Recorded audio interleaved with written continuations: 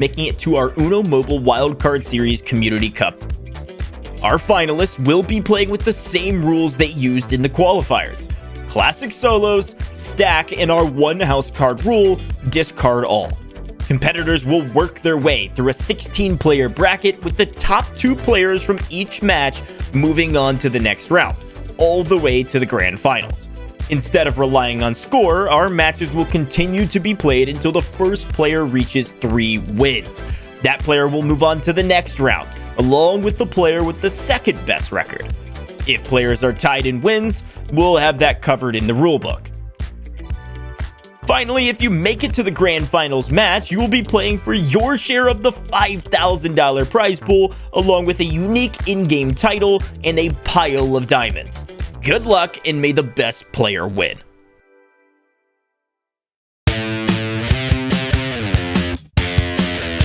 Uno!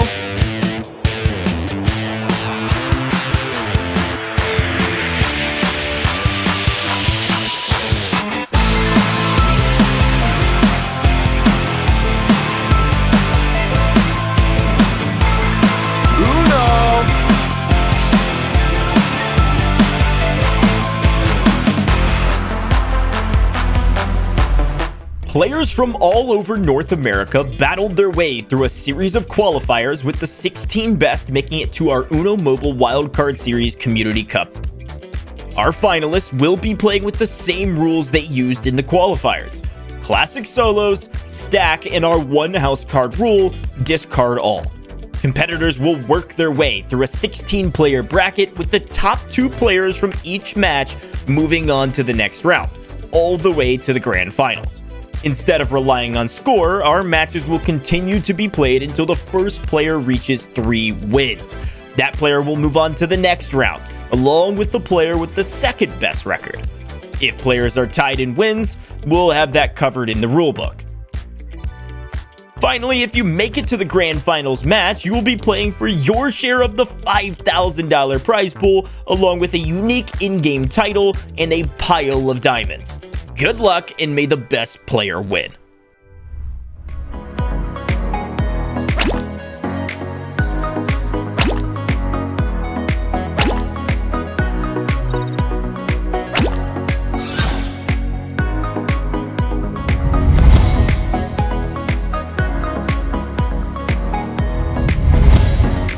Uno!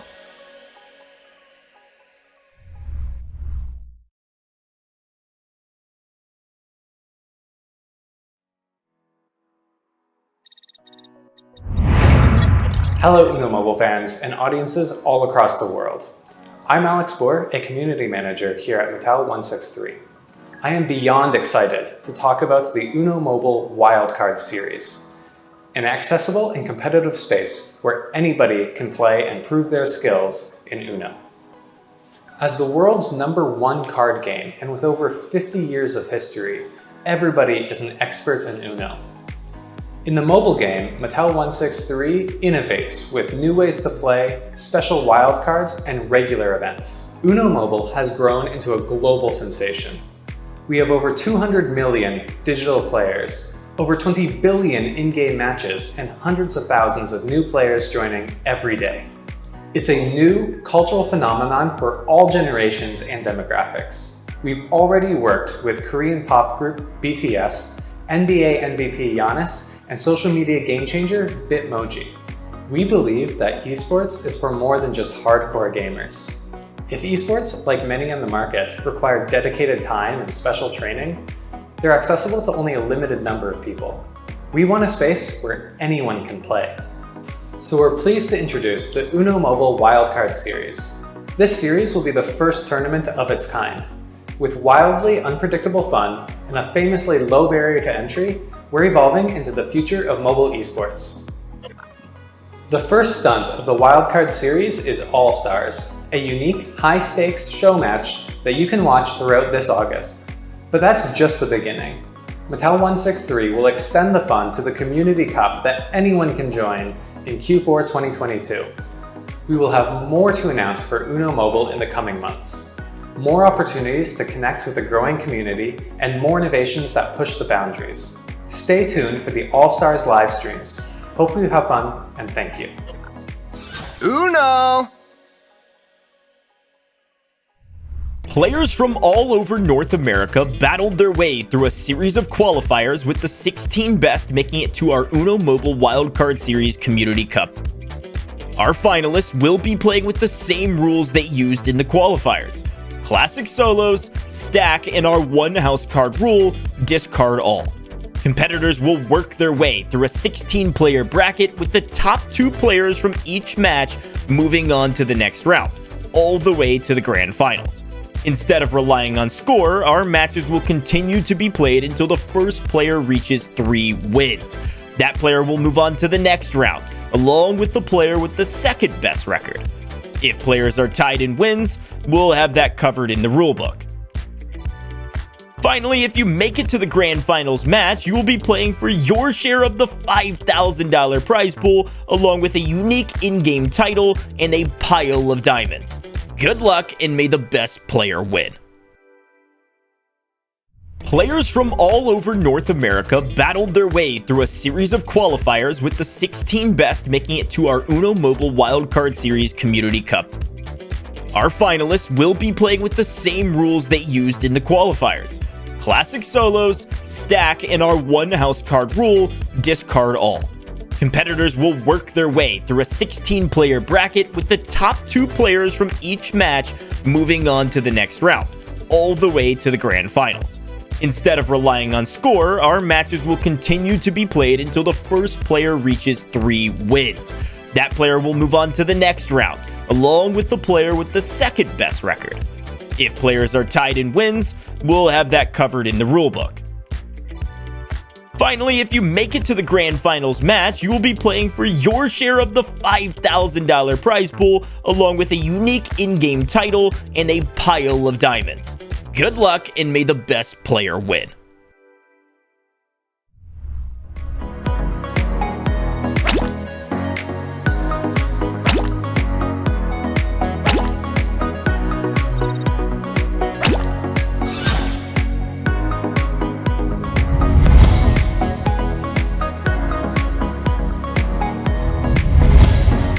Uno!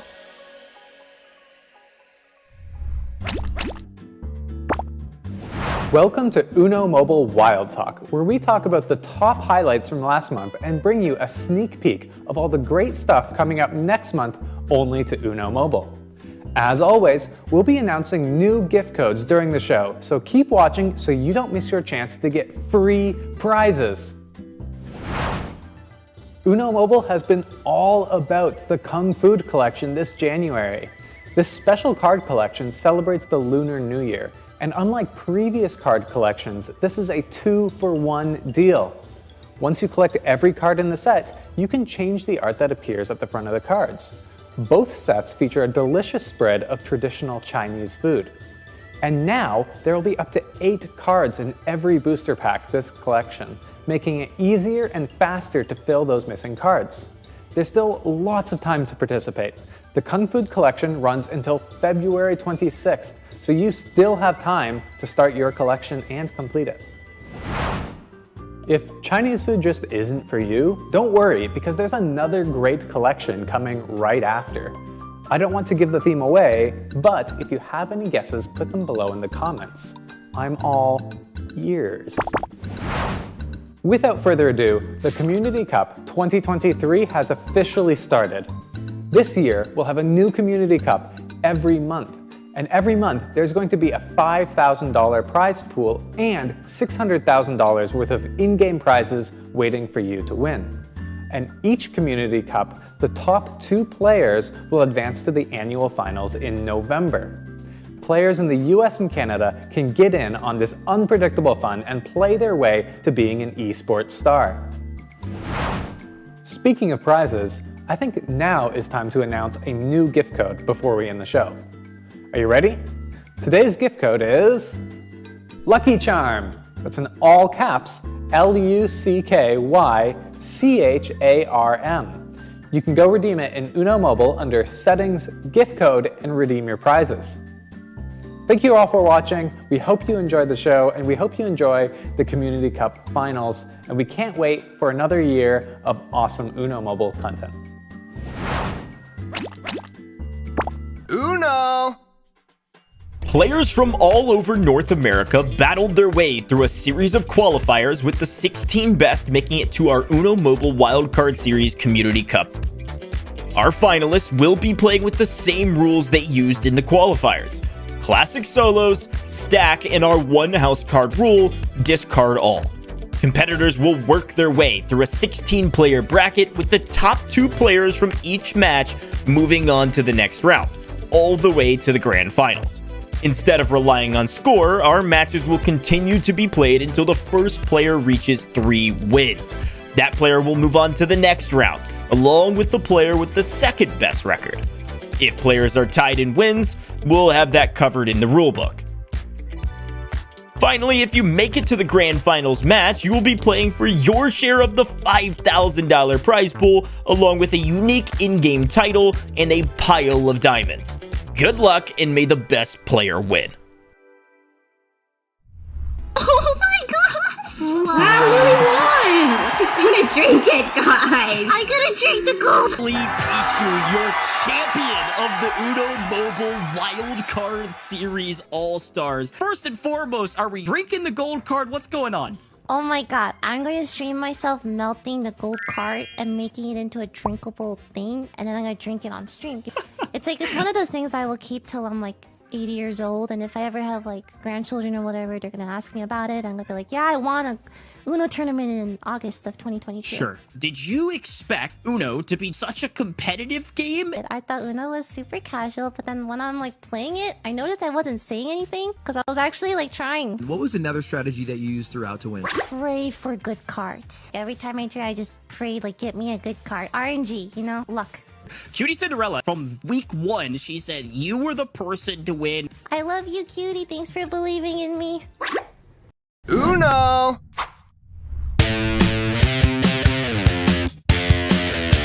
Uno!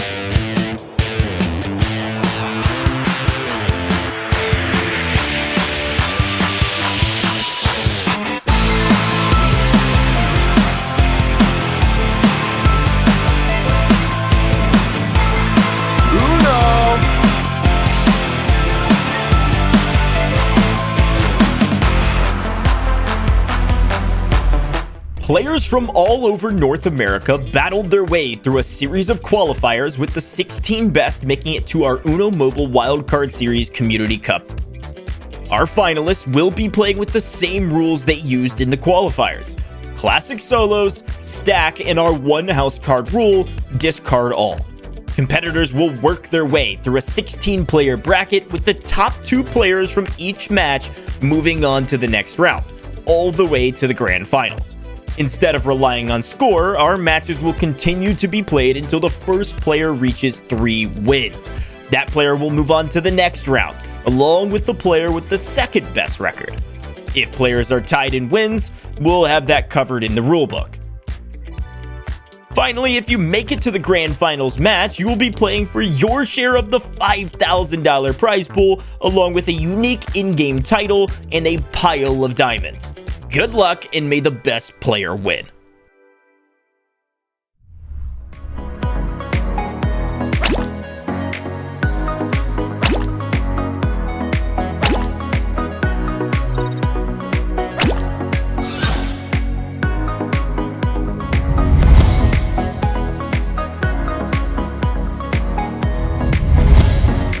Uno! Ladies and gentlemen, welcome into the Uno Mobile Wildcard Series Community Cup, and it's the debut. Sushimi's basically saying, hey, I think I can make it, and they were right out of nowhere. A lot of Unos, and there it is. Like I said, anything could happen. It stays green. It's going to continue staying green. Sierra takes it. The top deck lump. He can't filibuster, but he doesn't need to. Plays the 5 here. Burns the time. Chris in the lead, but Sierra gets the card down and the +2. It's Sierra going to take this one. 5 seconds away. Throws the discard alls down. M2 Fake 11 can't play. That's a crisp victory! My heart's still pumping from the last game, and I just want to express my thanks to Uno for this wonderful event that they've provided for us. It's a great platform for us to really enjoy the game, make new friends, and really put out our competitive side. Players from all over North America battled their way through a series of qualifiers, with the 16 best making it to our Uno Mobile Wildcard Series Community Cup. Our finalists will be playing with the same rules they used in the qualifiers: classic solos, stack, and our one house card rule, discard all. Competitors will work their way through a 16-player bracket, with the top 2 players from each match moving on to the next round, all the way to the grand finals. Instead of relying on score, our matches will continue to be played until the first player reaches 3 wins. That player will move on to the next round, along with the player with the second best record. If players are tied in wins, we'll have that covered in the rulebook. Finally, if you make it to the grand finals match, you will be playing for your share of the $5,000 prize pool, along with a unique in-game title and a pile of diamonds. Good luck, and may the best player win.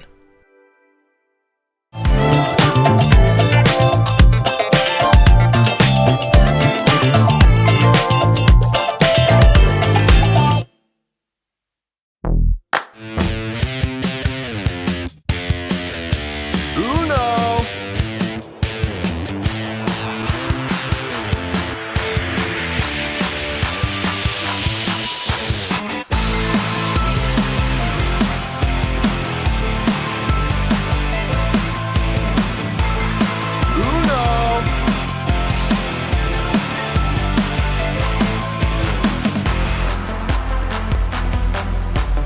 Players from all over North America battled their way through a series of qualifiers, with the 16 best making it to our Uno Mobile Wildcard Series Community Cup.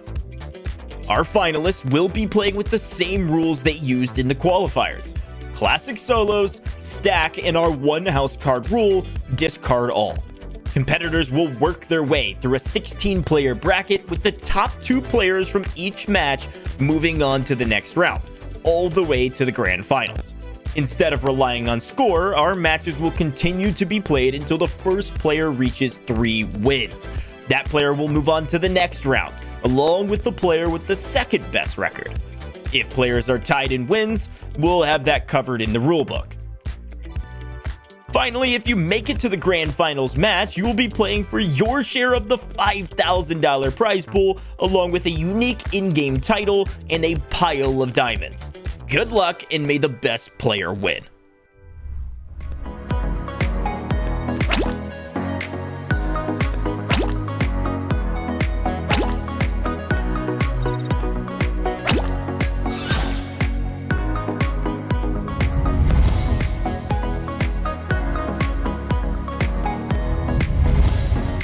Uno.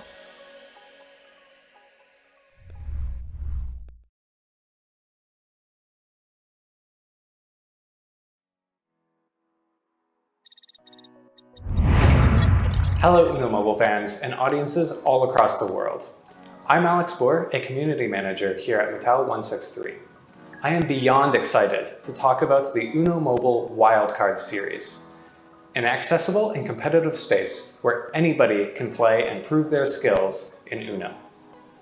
As the world's #1 card game, and with over 50 years of history, everybody is an expert in Uno. In the mobile game, Mattel 163 innovates with new ways to play, special wildcards, and regular events. Uno Mobile has grown into a global sensation. We have over 200 million digital players, over 20 billion in-game matches, and hundreds of thousands of new players joining every day.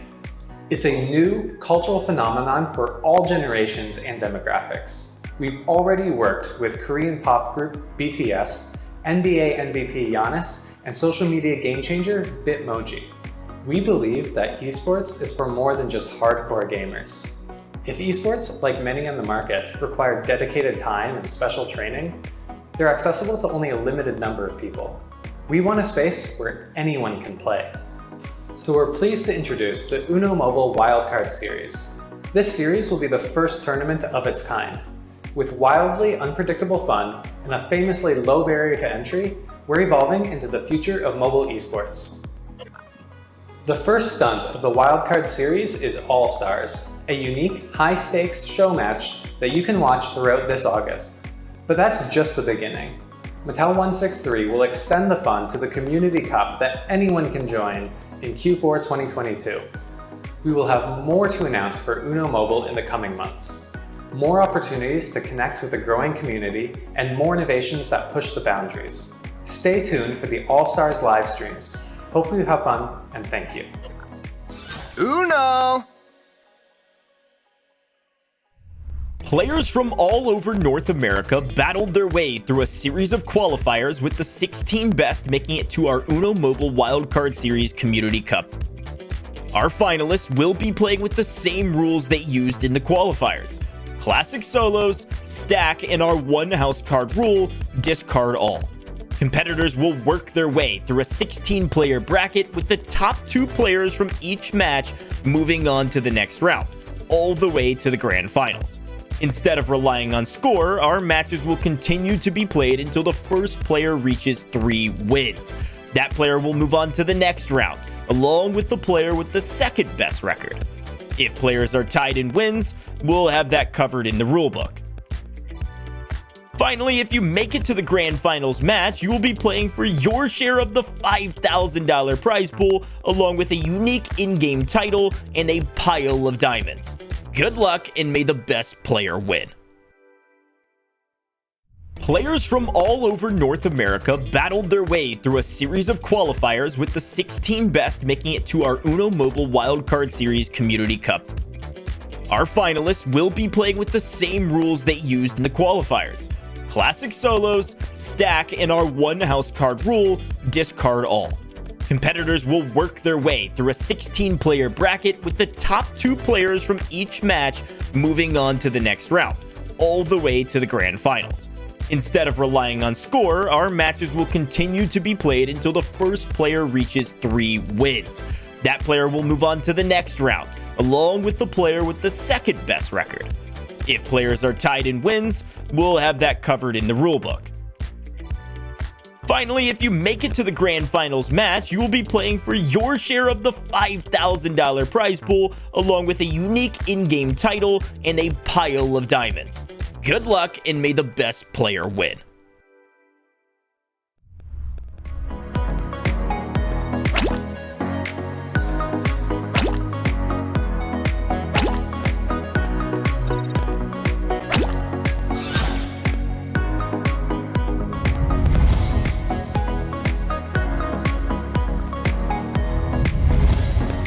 Uno!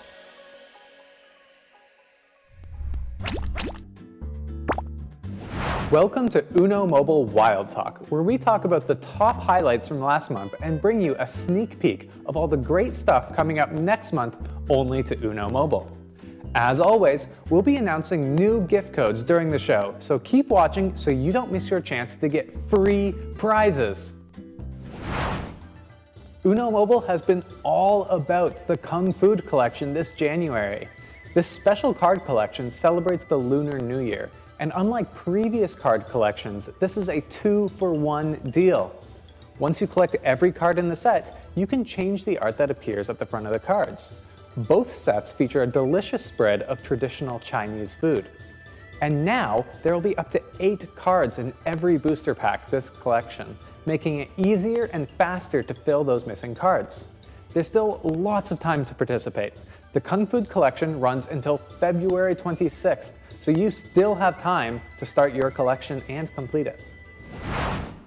If Chinese food just isn't for you, don't worry, because there's another great collection coming right after. I don't want to give the theme away, but if you have any guesses, put them below in the comments. I'm all ears. Without further ado, the Community Cup 2023 has officially started. This year, we'll have a new Community Cup every month. And every month, there's going to be a $5,000 prize pool and $600,000 worth of in-game prizes waiting for you to win. And each Community Cup, the top 2 players will advance to the annual finals in November. players in the US and Canada can get in on this unpredictable fun and play their way to being an esports star. Speaking of prizes, I think now is time to announce a new gift code before we end the show. Are you ready? Today's gift code is Lucky Charm. That's in all caps, LUCKYCHARM. You can go redeem it in Uno Mobile under Settings, Gift Code, and redeem your prizes. Thank you all for watching. We hope you enjoyed the show, and we hope you enjoy the Community Cup Finals, and we can't wait for another year of awesome Uno Mobile content. Uno! Players from all over North America battled their way through a series of qualifiers, with the 16 best making it to our Uno Mobile Wildcard Series Community Cup. Our finalists will be playing with the same rules they used in the qualifiers: classic solos, stack, and our one house card rule, discard all. Competitors will work their way through a 16-player bracket, with the top 2 players from each match moving on to the next round, all the way to the grand finals. Instead of relying on score, our matches will continue to be played until the first player reaches 3 wins. That player will move on to the next round, along with the player with the second best record. If players are tied in wins, we'll have that covered in the rulebook. Finally, if you make it to the grand finals match, you will be playing for your share of the $5,000 prize pool, along with a unique in-game title and a pile of diamonds. Good luck, and may the best player win. Oh my god! Wow, Lily won! She's gonna drink it, guys! I gotta drink the gold! Pichu, your champion of the Uno Mobile Wildcard Series All-Stars. First and foremost, are we drinking the gold card? What's going on? Oh my god, I'm going to stream myself melting the gold card and making it into a drinkable thing, and then I'm going to drink it on stream. It's one of those things I will keep till I'm like 80 years old, and if I ever have like grandchildren or whatever, they're going to ask me about it. I'm going to be like, yeah, I won a Uno tournament in August of 2022. Sure. Did you expect Uno to be such a competitive game? I thought Uno was super casual, but then when I'm like playing it, I noticed I wasn't saying anything because I was actually like trying. What was another strategy that you used throughout to win? Pray for good cards. Every time I try, I just pray like, get me a good card. RNG, you know, luck. Cutie Cinderella, from week 1, she said you were the person to win. I love you, Cutie. Thanks for believing in me. Uno!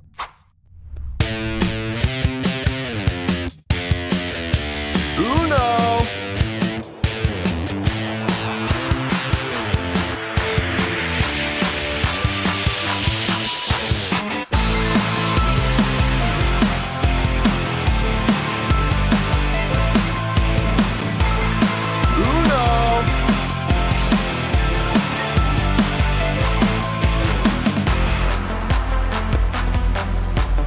Players from all over North America battled their way through a series of qualifiers, with the 16 best making it to our Uno Mobile Wildcard Series Community Cup. Our finalists will be playing with the same rules they used in the qualifiers: classic solos, stack, and our one house card rule, discard all. Competitors will work their way through a 16-player bracket, with the top 2 players from each match moving on to the next round, all the way to the grand finals. Instead of relying on score, our matches will continue to be played until the first player reaches 3 wins. That player will move on to the next round, along with the player with the second best record. If players are tied in wins, we'll have that covered in the rulebook. Finally, if you make it to the grand finals match, you will be playing for your share of the $5,000 prize pool, along with a unique in-game title and a pile of diamonds. Good luck, and may the best player win.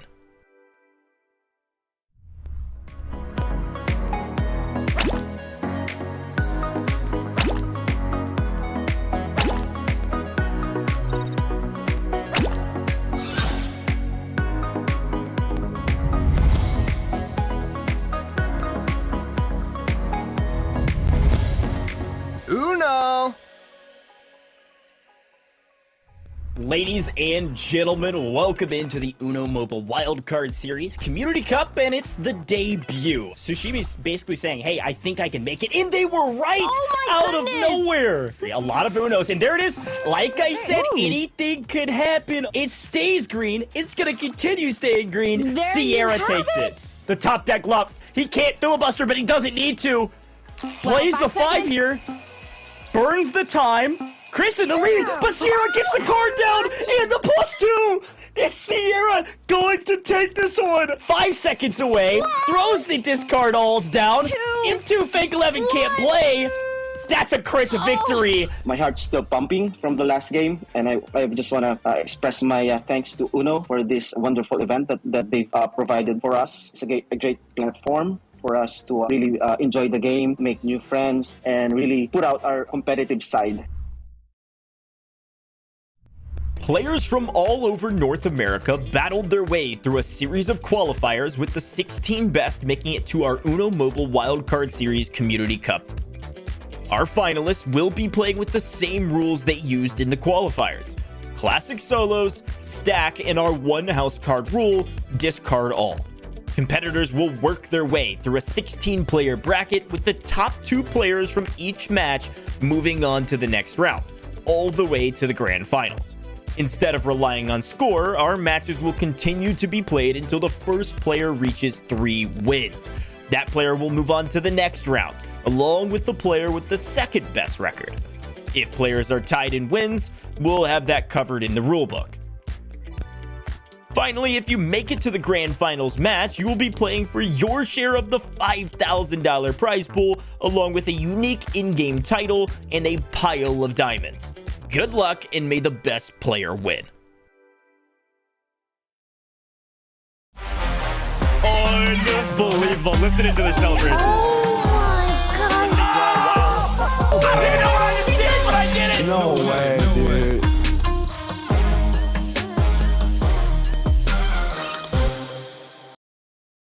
Good morning, good evening, good afternoon. No matter where you are in the world, welcome into the Uno Mobile Wildcard Series Community Cup February Finals. It's 2023. Uno Mobile Esports is officially here. My name's Grandmaster Gojj, otherwise known as Gojj. I've been your host the last couple times we've done these Uno broadcasts, and I'm excited to be back because we have a whole new slew of competitors that are going to be trying to battle their way to the grand finale here, and then also the grand finale in November, which we're going to talk a little bit more about later. But before we get there, folks at home, if you're watching this broadcast for the first time or you don't know what's going on, this is Uno Mobile, and you can go download Uno Mobile for free right now. All you have to do is head down to the description if you're watching this as a VOD, or down to the pinned comment down below with whatever live stream you're a part of right now. I know we're a part of a couple different live streaming platforms, so go check out the command. Should just already be in there for you. !download or !Uno should pull it up for you as well. So go download for free, and you can actually compete in these monthly qualifiers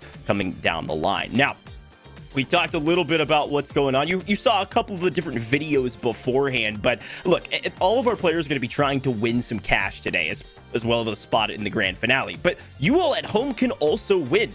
I know a lot of you are typing in the chat right now, hey, we want some codes. We've got giveaway codes coming all day today, and the first one is already here. I'm starting it off early. Yes, you can thank me and me alone for bringing this to you. Watch on YT 2023 is the code you need to go type in. You can go do that right now in-app. All you have to do is hit that settings cogwheel, head all the way down to gift code, click redeem, and type in watch on YT 2023. It's going to yield you a couple hundred coins, some diamonds, some shields. It's a limited time use too. You can only use it once per user, but there's a number of uses on it, but go get it in as fast as possible before all of them are gone. All right, so we're gonna have more of these coming down the line during the show. Stay tuned for that. I'll try to give you as many as I possibly can, but excited to continue to give you all rewards just for watching the live stream. Now, look, we talked a little bit about how this is the beginning of Uno Mobile Esports. What does that really mean? We've got this really cool graphic I want to show you about really outlining what's happening for the rest of the year. Now, the explainer video that you saw in the pre-roll countdown, if you haven't missed it, we'll play it again in a moment, but it's the top 2 players from each month that are trying to make it to the grand finale that's in November. So we're going to have a show in February, March, April, May, July, August, September, and October, with the top 2 winners from each of those months moving on to the grand finale, okay? But if you want to get involved, like I said before, you play the qualifiers at the beginning of each month in apps. You got to go download to get involved. And who knows, maybe I could see you on the main stage in September. So excited about this roadmap, excited about the rest of the year. But even more than that, I'm excited about this show because this is our first one. And February is going to be a blast. We've got some amazing competitors, 16 to be exact. But let's watch that explainer one more time and let's hear what this amazing voice behind the scenes has to offer about what's actually going to be happening today. Players from all over North America battled their way through a series of qualifiers, with the 16 best making it to our Uno Mobile Wildcard Series Community Cup. Our finalists will be playing with the same rules they used in the qualifiers: classic solos, stack, and our one house card rule, discard all. Competitors will work their way through a 16-player bracket, with the top 2 players from each match moving on to the next round, all the way to the grand finals.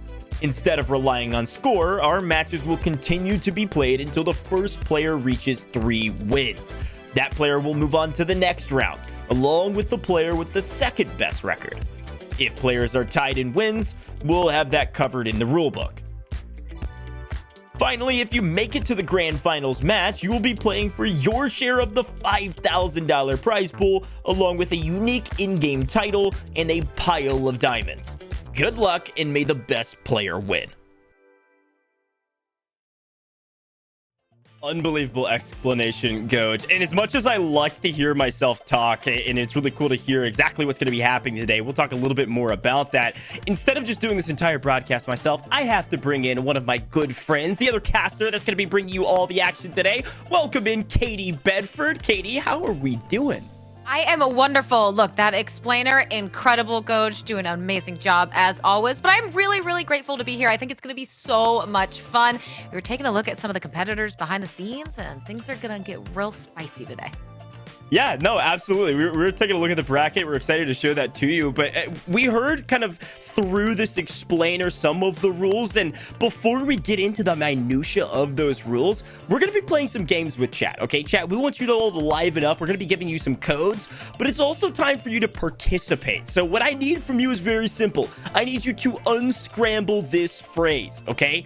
What does this spell? All of these words and these letters and these numbers, they can be shifted around to form something. What does it spell? Tell us in the chat. This one might be a bit easier than the other one. Some of them are pretty difficult. I mean, Katie, what are we thinking here? Look, I'm not going to spoil it, but I think it is a warm-up phrase because you've actually said this phrase a number of times already. Community Cup 2023 is the unscramble. But I like things like this, a little bit of a brain teaser before we get into the initial round matchups.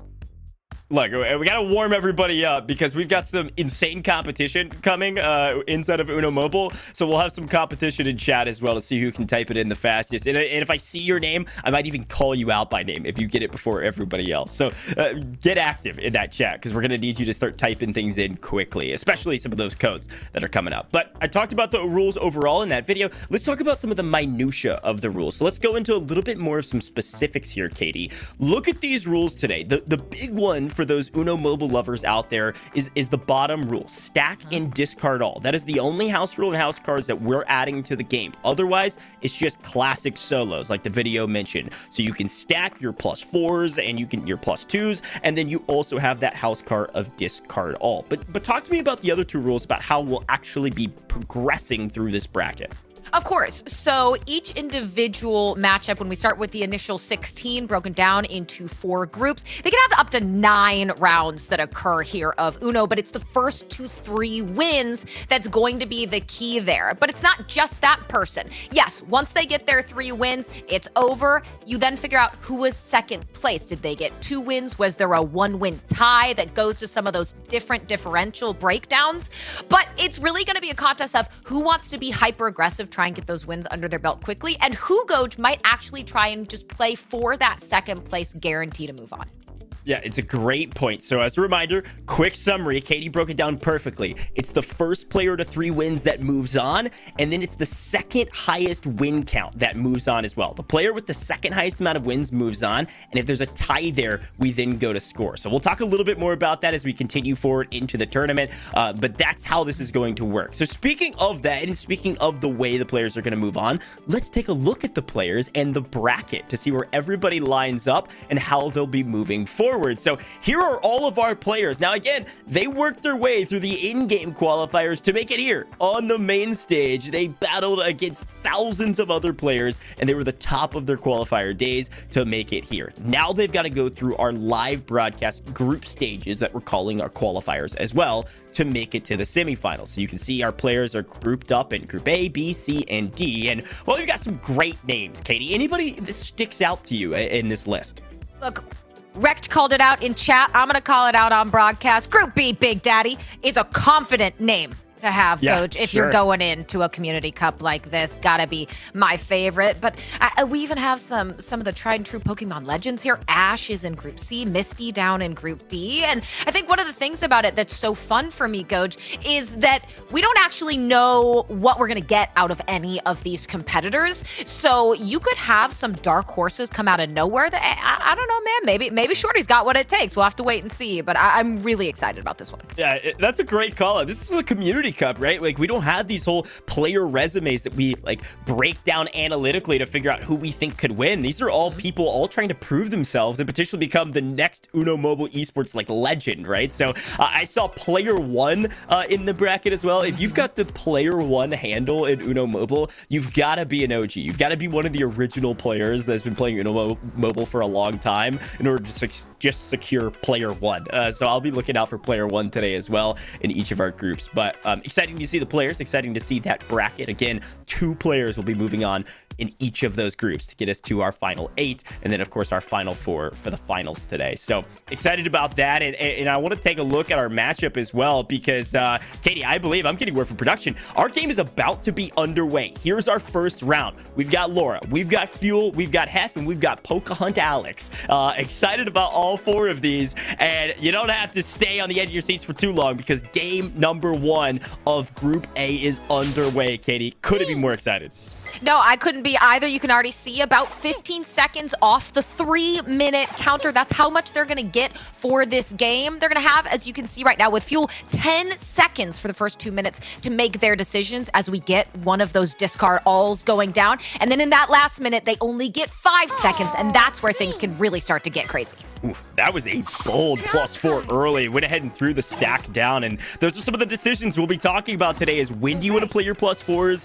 Do you want to play them early in that kind of aggressive stance, or do you want to play more complacent, a little bit more strategic, try to hold on to those till the end? But the stack component means you're going to try to force other people to play their +4s early by making them draw cards. So play has been reversed a little bit. It's back to Laura. Laura's sitting in a fantastic spot right here, except for the fact no longer does Laura have any wild cards, which may be burning that a little early, but hey, I respect the play.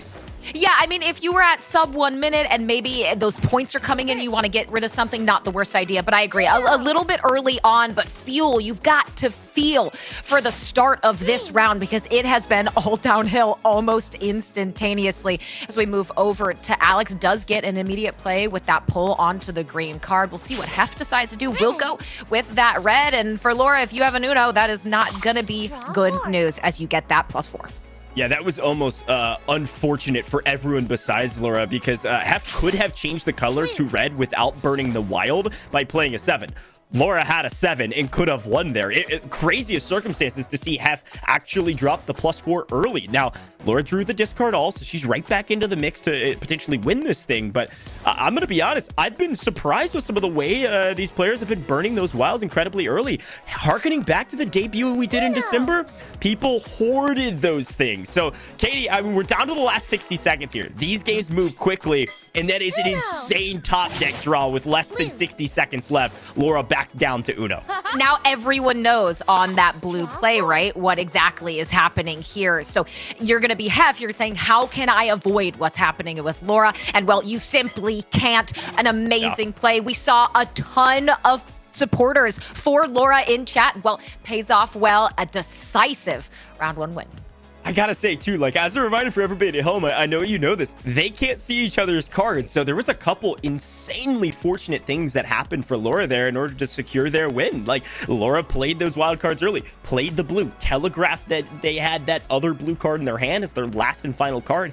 No one else had a blue, so they couldn't change the color, and they had also all burned their wilds. Worked out perfectly for Laura to win map number 1. Now, as a reminder for everybody, it's the first person to 3 wins moves on, and then we catalog everyone else. That's the important part. So Laura's already got a nice boon here with 1 win in their pocket. The question is, can they grab a second one immediately and then a third and just call it a day in Group A? Or will this go on to maybe game number 6 or game number 7? Well, Laura says, you know what, not even going to worry about it. Going to just go ahead and drop that +8. We'll see if Hef can match it. Can actually, and does just that. Switches things over to green, which means, Alex, that is going to be a tough +12. But sets up, again, Laura and Hef in really good positions. Maybe for Laura to get that second win, but Hef looking to answer back with one of his own. Yeah, a great play to stack across to make Pocahontas Alex to draw that 12, but plenty of other +2s being played as well. And there's another stack on top of Laura. Laura's having to draw 4, but we've got to remember the one house card rule that's going to dictate everything. You can come back against all odds. It's that discard all that Laura just played. Drew 4, discards 4, right back where they were before they had to draw. Discard alls will be the decision-making factor on whether or not people will win or lose.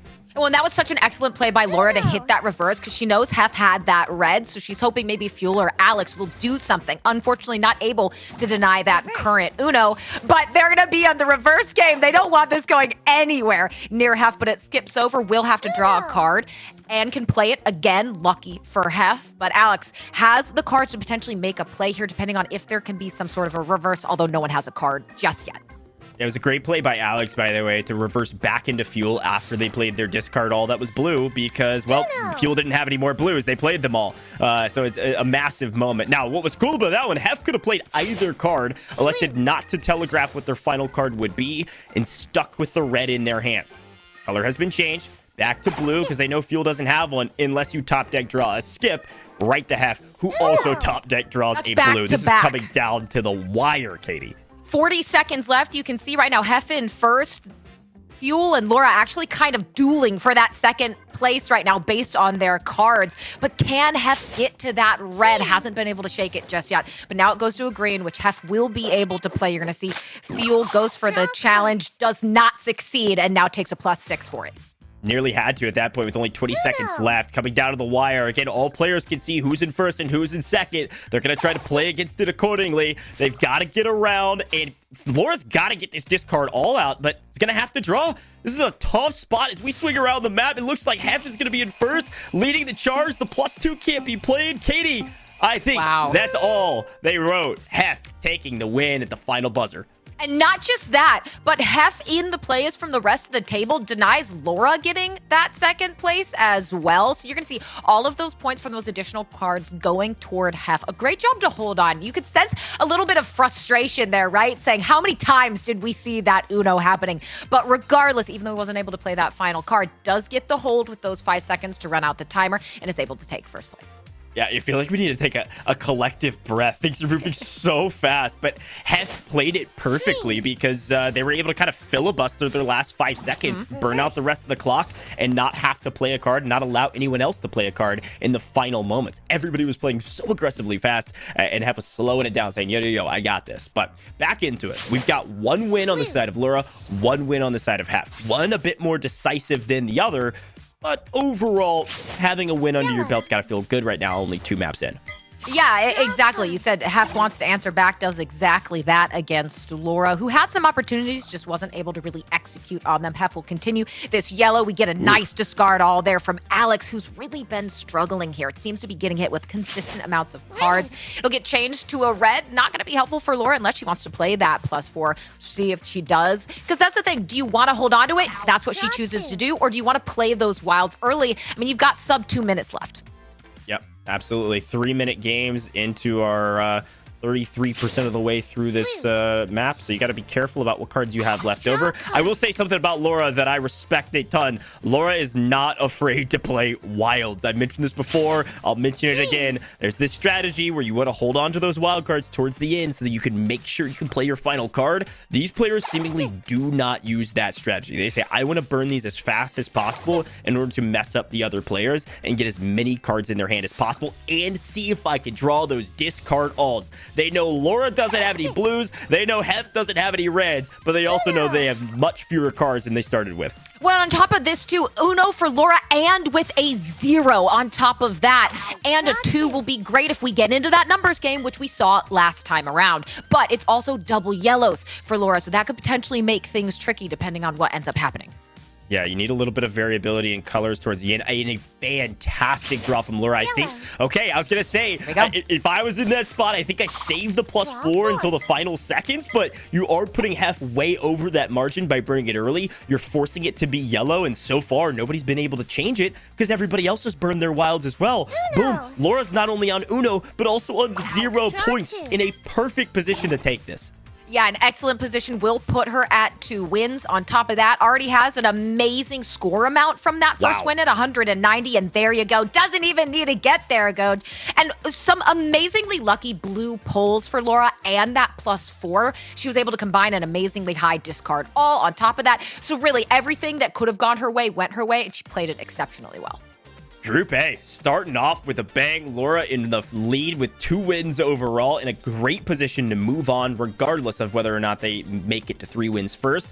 Probably going to be in a great position to at the very least tie for second and then win that tiebreaker with score, because both of Laura's wins have been fairly decisive with score. Now, as a reminder to everybody at home, I know we're moving quick. Folks, this is match point. If Laura wins this, Laura's moving on to the semifinals and Hef is moving on to the semifinals, and there is no tiebreaker. 3 wins to 1.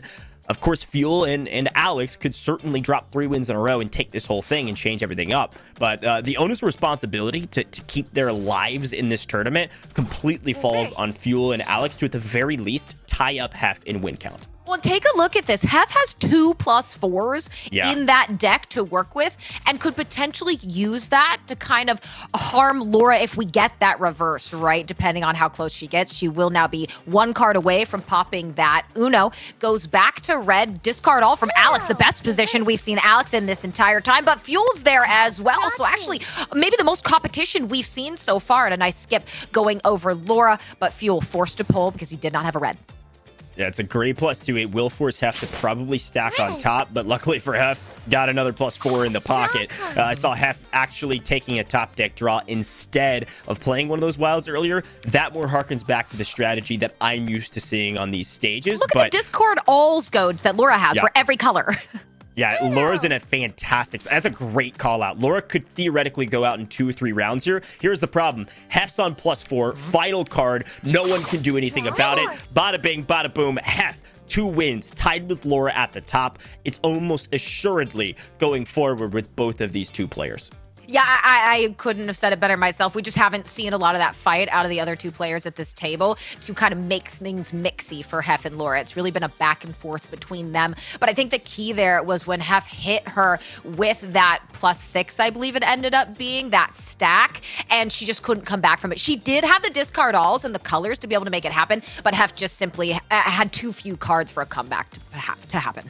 Yeah, I saw somebody in chat say 2 +4s better not lose. Kind of a fair point, right? Sometimes the cards are going to deal you some favorable positions, and it's about what you do with it and how much kind of patience and how much can you pull back and say, okay, I can win this as long as I play slow and set myself up perfectly, and Hef did exactly that. So again, Laura and Hef in the best 2 positions. Regardless of which one wins this, they will be moving on to the next round. It is a match point for either player, but this is Uno Mobile. It's unpredictable and wildly fun. Anything can happen. Fuel and Alex can go on a 3-win run and force these 2 players to be in a tiebreaker, which of course, looking at our scores, Laura currently wins.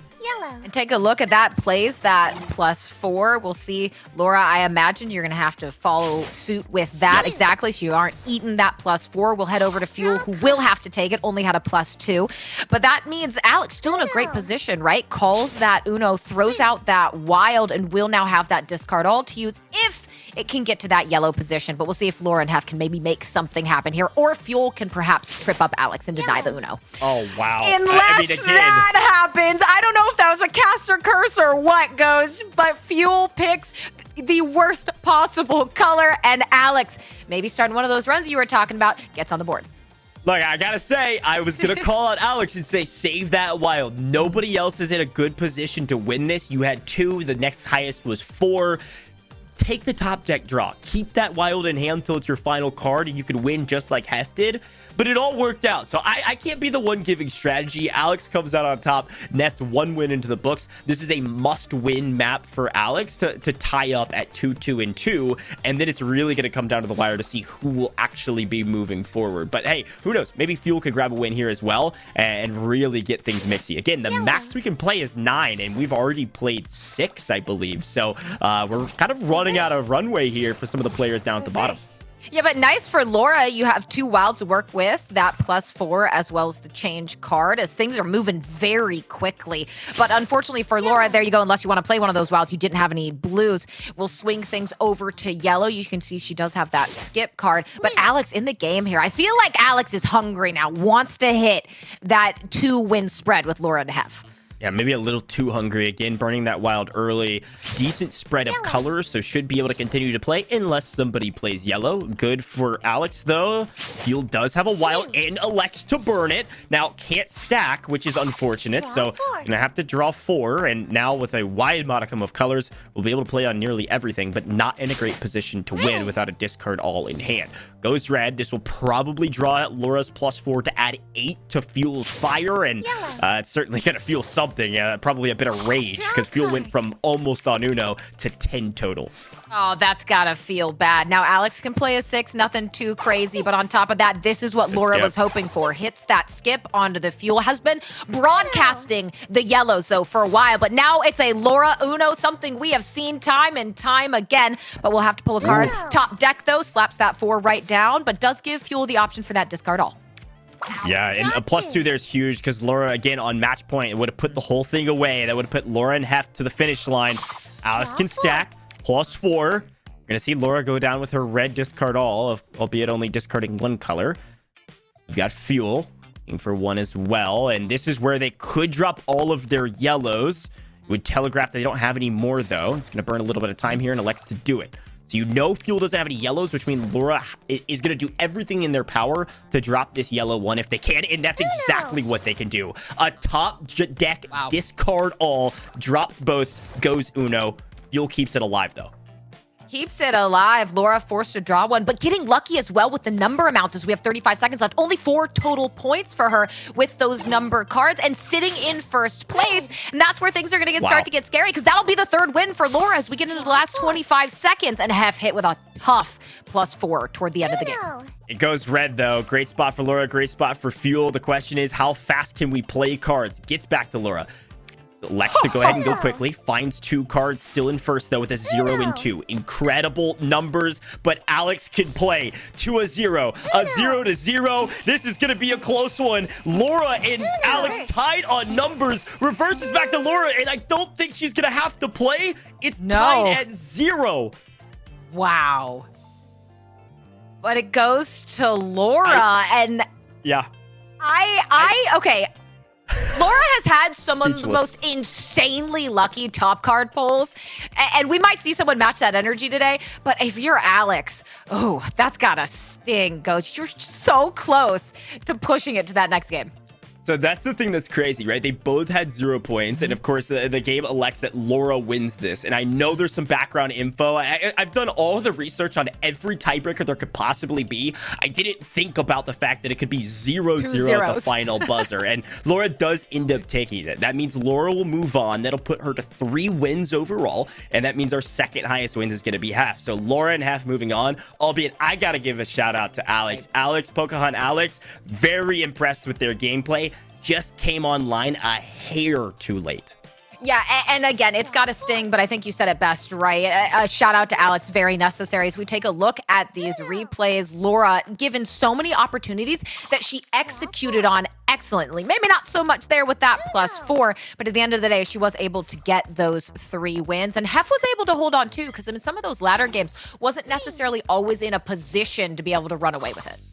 Yeah, I gotta say too, like as we look back at the history of Group A here, it was a battle, and they were moving quickly, and they were willing to burn wilds. I'm gonna keep kind of harping on that, because if we look back at the debut we did in December, that was not the case. This is one of the first times I've seen in a stage like this where we're at the end stages of a game with everybody with a lot of cards, and not a single person had a wild to deal with. And so they're willing to burn these early, playing this kind of hyper aggressive play style to try to draw out the wilds of the other players, and so far so good. Honestly, it comes down to who's going to be the most lucky at the very end when you're out of wilds, and then who's played it the best with the total score at the end, because that was 2 wins, I think, going to Laura based on score at the end. Very impressive to get rid of those kind of like high value cards. Well, I think on top of that, Group A really delivered for us when we wanted that high-octane action early on, because you said it right. We don't necessarily know these players or their temperaments or their play styles, so we got a lot of hyper-aggression in Group A right off rip. But there you go, Laura with those 3 wins on top, but also with the score on the right side as well. 385 was a comfortable lead over even second place for Hef.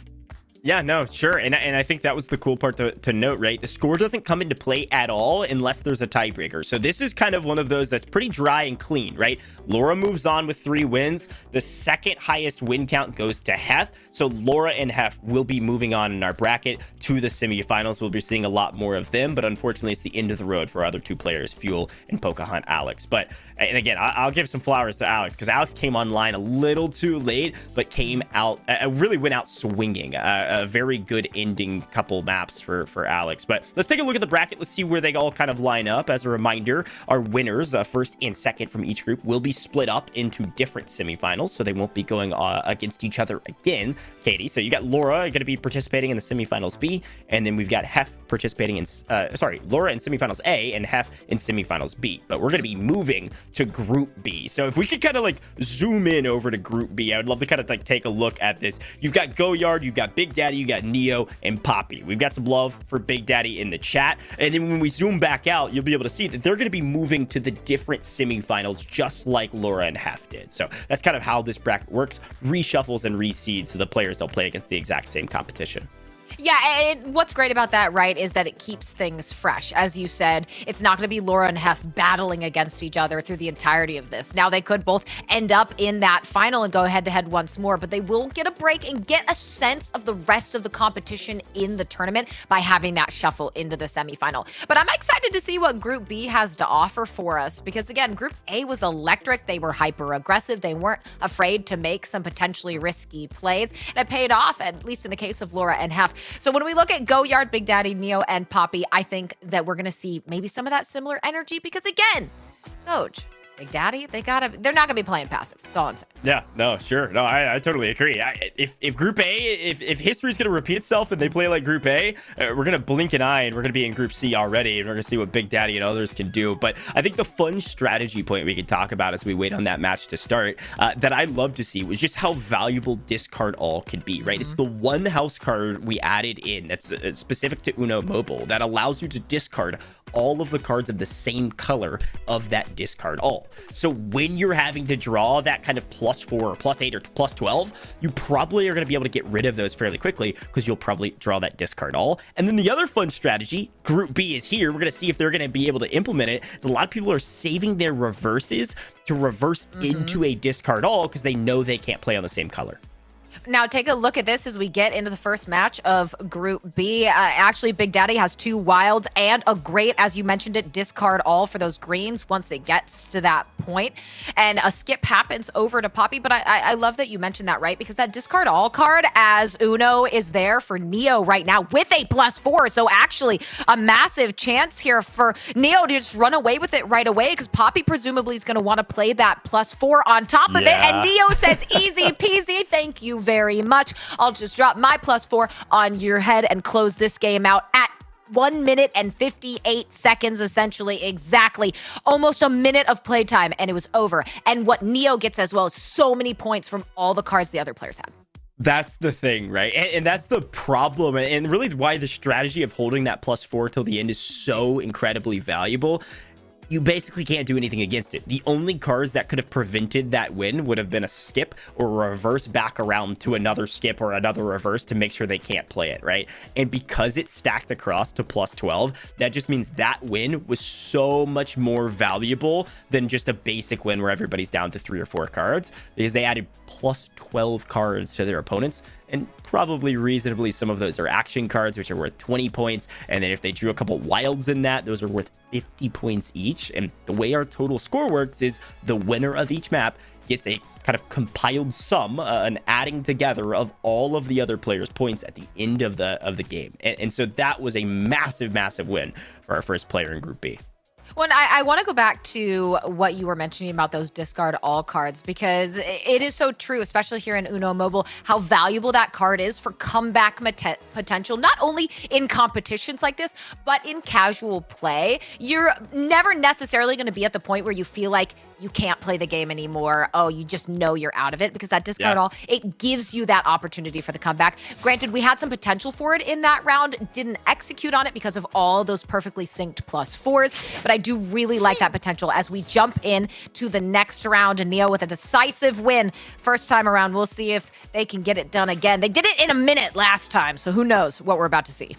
Yeah, this is what's fun to see too, and we can see all of the cards, is that pretty much everybody had a nearly identical start. We got a nice little modicum of different colors across the board, but we also see that everybody has a +4 to start. Now, Poppy in a slightly favorable position with an extra wild, but doesn't have the discard all, so Neo is going to have a slight advantage currently, but everybody is hot on their heels. The question is, with everyone saving their wilds here, Katie, this is what where do you go from here? Everybody's playing complacent. This is not Group A. Group B is totally different. Neo's electing to top deck draw. Poppy's going to play their basic wild card, and this is a more kind of strategic, slow-paced, albeit we ended in 60 seconds, a little bit slow pace because everybody is slowing down on their wilds. This is where we might see that massive stack that ultimately is going to hurt Gojj, actually. We might see a +16 here all the way back around, and I think that's exactly what's about to happen, because nobody's going to risk drawing 8 cards and not winning this. And yeah, we're going from 8 to 12. Poppy's not drawing 12 cards. Guess who's going to draw 16 cards? Gojj, you just hurt yourself. I mean, that's a foot in the mouth situation. Holy. When Neo, I think realistically, happy with having this Uno, but was kind of maybe hoping Big Daddy would play that green 4 so that Neo could play the green 1 and then have a +4 to go out on both rounds in a row. Right now, though, it goes to yellow, so that's not going to help Neo out too much. We'll have to decide on what they want to do. It's a top deck draw, a 7, not going to be very helpful here as it stays on yellow, and now Poppy in that Uno position. But it's blue, it's on yellow right now, so not necessarily potential here for Poppy to close it out, but hey, you'll happily take a green if that's what it stays on for Neo. Yeah, I think Gojj there is playing that wild really early because they think that Big Daddy could go out there maybe with a discard all that's yellow and another yellow card, because Big Daddy was the one that changed it to yellow.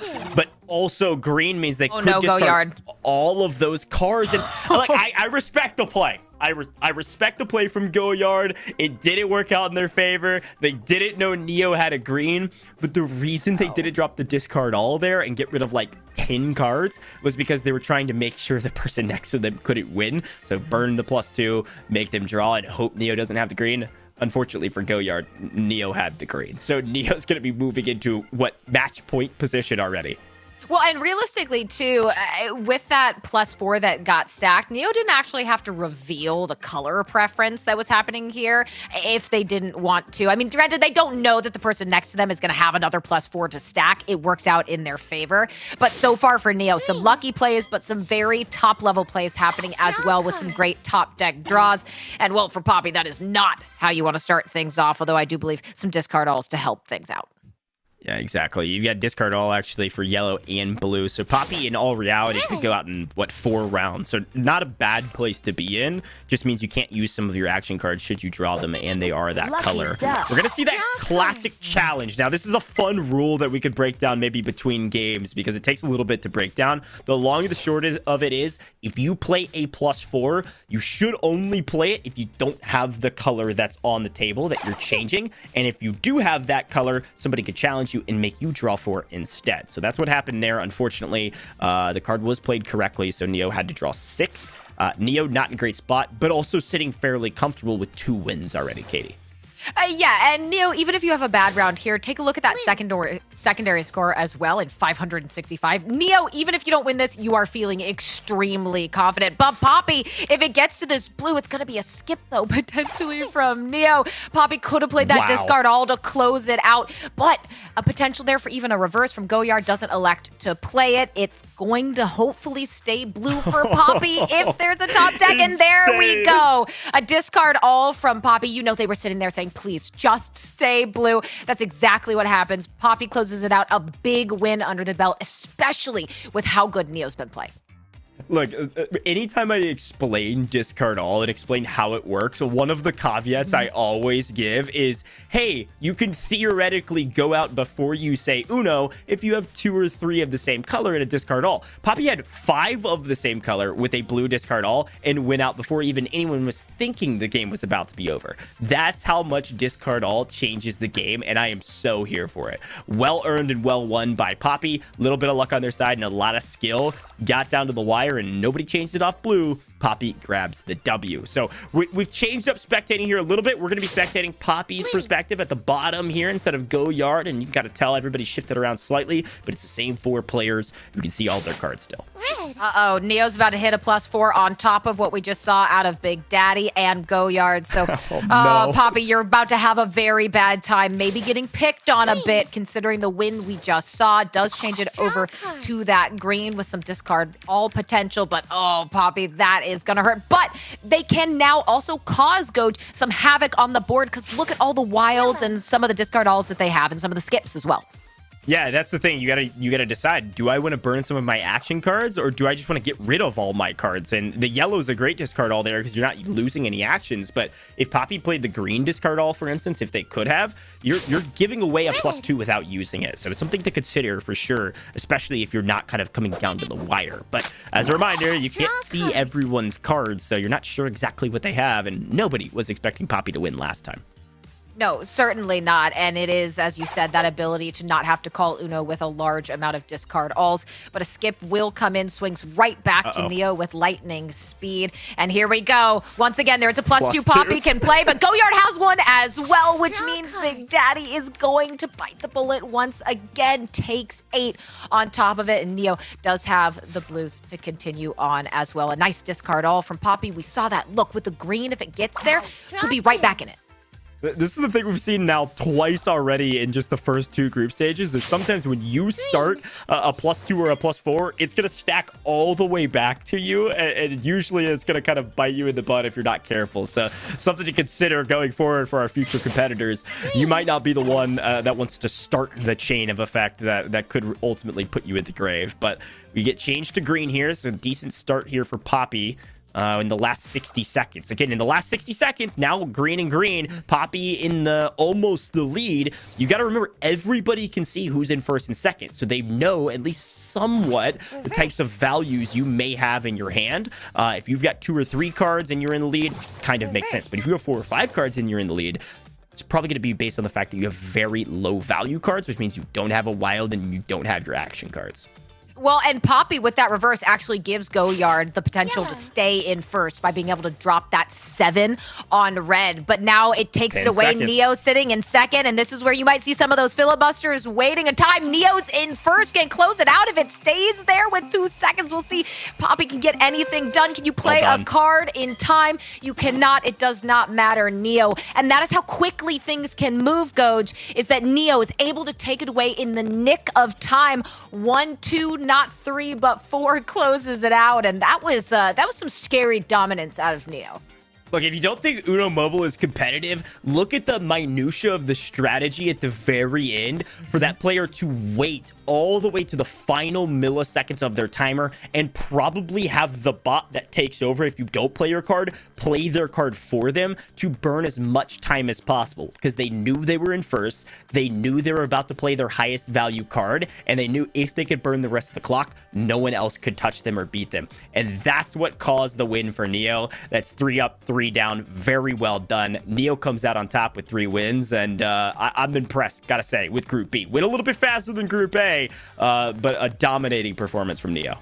Well, yeah, and I think on top of that, too, we've been talking so much about this discard all, but for good reason, because we saw that comeback potential. Granted, it doesn't quite work out in their favor in that 4th round, but you went from so many cards, you whittled it down with the discards to become competitive. But really, at the end of the day, it was just Neo having so many effective plays, not only to just win outright games 1 and 2, but then, as you said, to kind of use that filibuster, use that time effectively at the very end there in round number 4 to just deny any sort of even play potential from anyone else to guarantee that first place. Yeah, in the replay we just saw a second ago of Poppy getting their 1 win, which was enough to move them on, by the way, because they were the only other person that got a win. Let's take a look at the scoreboard. It was a very good win, too, 230 score win. But because we haven't seen a tiebreaker yet, score does not matter. Neo moves on with 3 wins. Poppy, their 1 win. And that 1 win with 5 cards being played at the same time is moving Poppy forward into the bracket. So let's take a look at it, Katie. We're going to see where they kind of filter into the semifinals. You're going to be seeing Poppy versus Laura in semifinals A, and you're going to be seeing Neo versus Hef in semifinals B. With 2 more groups to go, things are just starting to get heated up.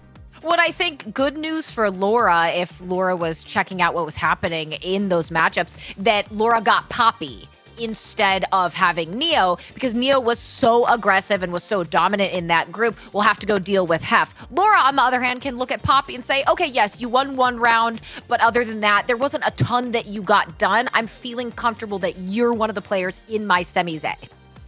Yeah, no, it's a great call out. And ultimately, it's going to come down to a little bit of luck, but how do you use that luck in order to secure your win? That's kind of the nature of Uno, and excited to see what happens in our groups C and D. Now, Katie, we've seen 2 honestly diametrically opposed groups, right? Group A was all about burning their wilds early, stacking early with the 4s and the 4s and the 4s for a 16 draw, etc. But they burned those incredibly early, and it came down to a little bit more luck at the end.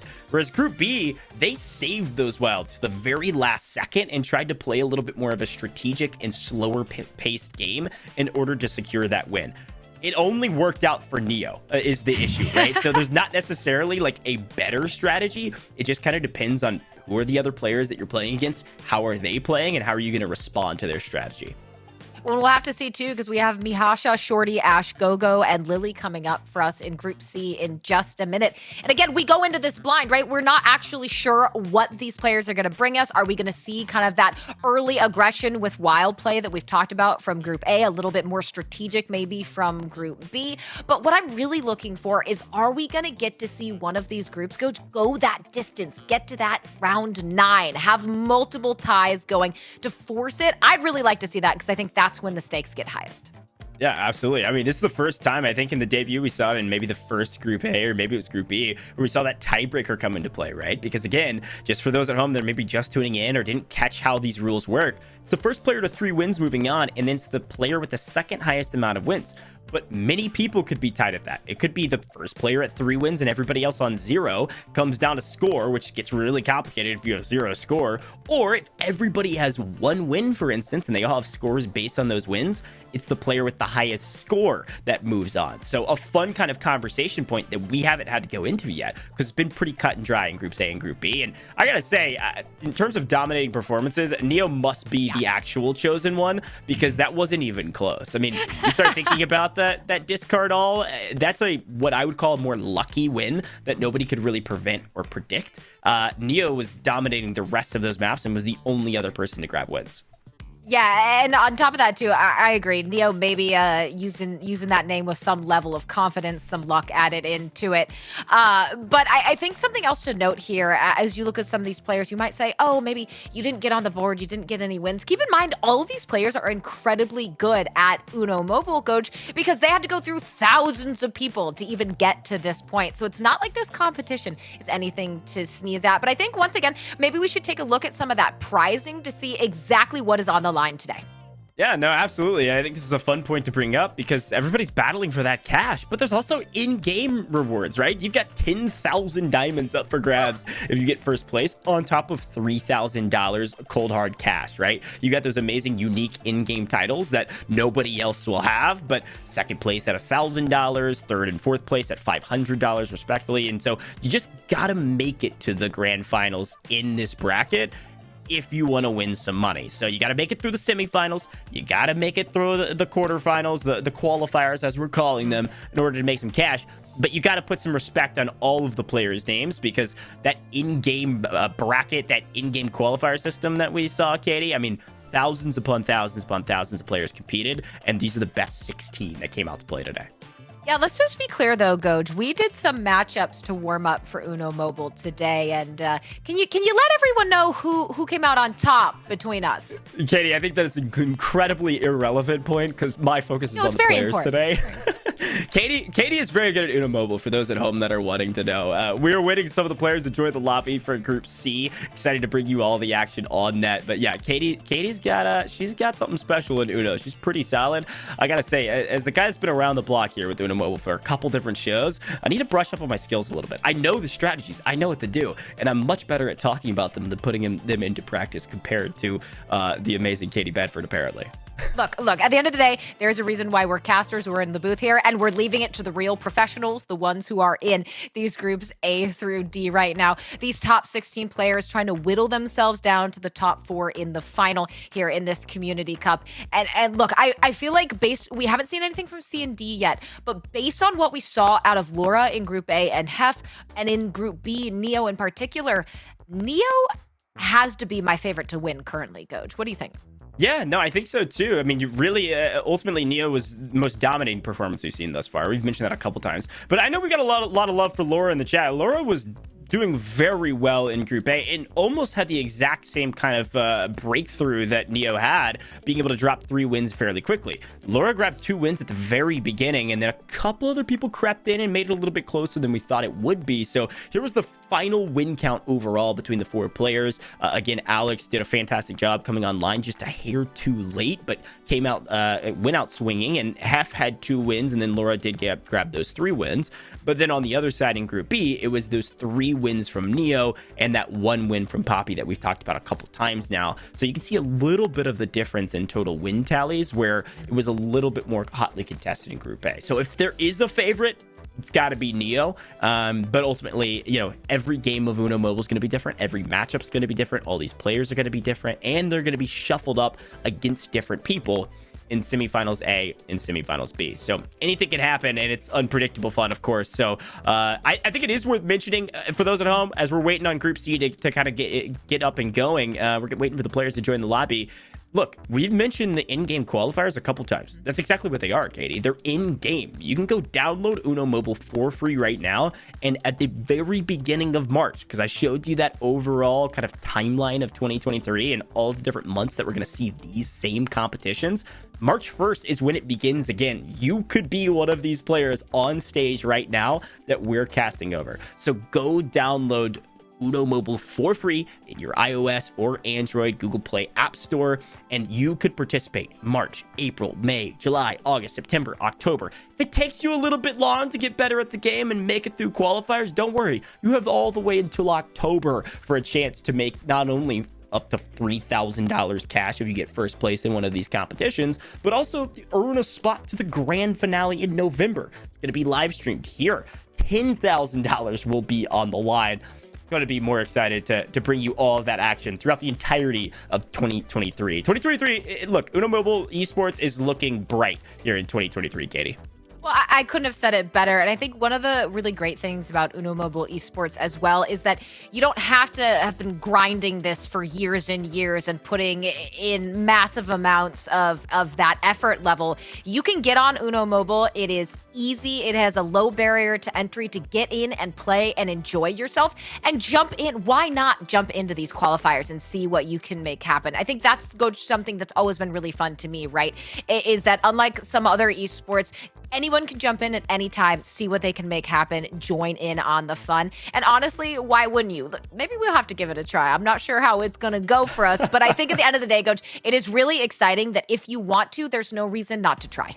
Yeah, no, you put it perfectly, and our good friend Alex in the Wild Talk talked about that, right? The accessibility of Uno Mobile Esports right now is wild. It's across the board, easy and available for everybody. We talked about downloading for free. Go check out the link in the description if you're watching this on VOD, or you can go to the pinned comment if you're on any of our live streams, and you'll be able to see that download link. It's going to take you to the either iOS or Android app stores that you can be able to download right now for free. And you can follow Uno Mobile and all their socials as well. They're constantly posting updates about their tournaments, giveaways. They've got an amazing Discord that you can go join as well. There's some Discord competitions going on all the time. They've got some fun community events that happen. Go check out the Discord. I believe !Discord will pull that up for you. It's in the comments. But guess what? Group C is here. We're jumping into the gameplay. Thanks for being patient. Katie, let's see what can happen here in Group C.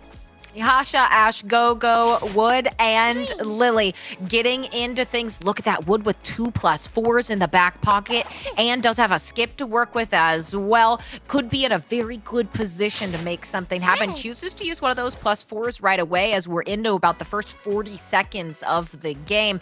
And we'll see Lily honestly going to be forced to use that +4. Not that Wood's going to know that this burn's going to happen, but goes for the challenge actually, and well, doesn't pay off. Maybe should have just used that +4.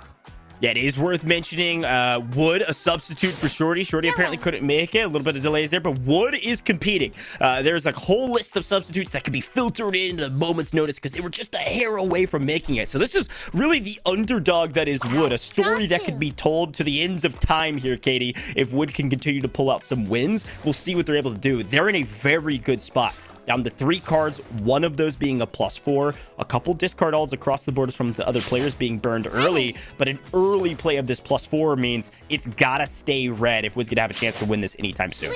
And it's not going to. Right, and it's gonna broadcast to everyone else as well that red is what Wood has. But on top of that, you gotta be mindful. You have to pull those cards. You don't get anything. So Wood not in a terrible position just yet, but we're gonna see, right, you still don't have blues. A green's not gonna help you. A yellow's not gonna help you either. So Wood just starting to rack up points as well. With that skip, we'll be able to play it and that reverse. Yeah, only about 70 seconds left, so quickly players are going to start realizing who's in first and who's in second. Pretty obvious right now that Wood's probably going to be in first, unless Ash Gojj can get rid of that discard all, then it's going to be nearly an even ball game. And you can see their first and second medals out onto the board now, swapping back and forth.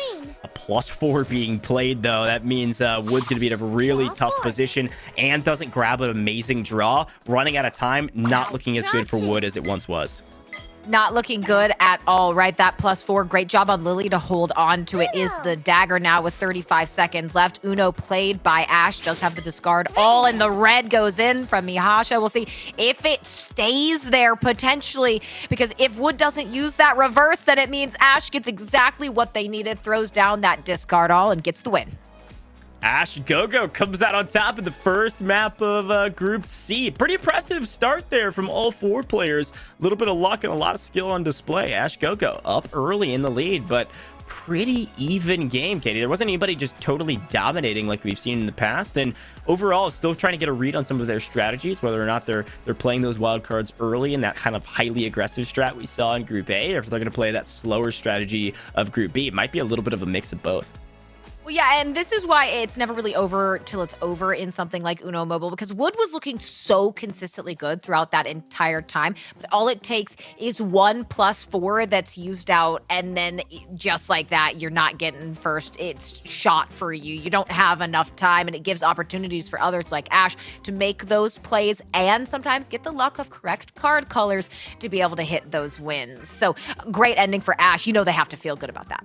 Yeah, I think the one caveat to all of that for Wood, and again, you're playing on a big stage. You're playing for money. Like, things are going to happen in a blink of an eye, and you're going to think back and say, oh, I wish I could have changed that. I think the only thing that I would go back and change is Wood playing their +4 on as their third card. I think there's a way that we needed to play that a little bit slower. Could have avoided one of those +4s toward the end and tried to stay alive. Now, folks, we're getting some things handled behind the scenes. We're going to get all the players back into the lobby. We're going to head to a very short short break, but don't go anywhere. Some giveaways coming soon for all those in the chat that are looking forward to some codes. So we'll be right back in just a couple minutes. Grab some water, freshen back up. We'll see you in a second.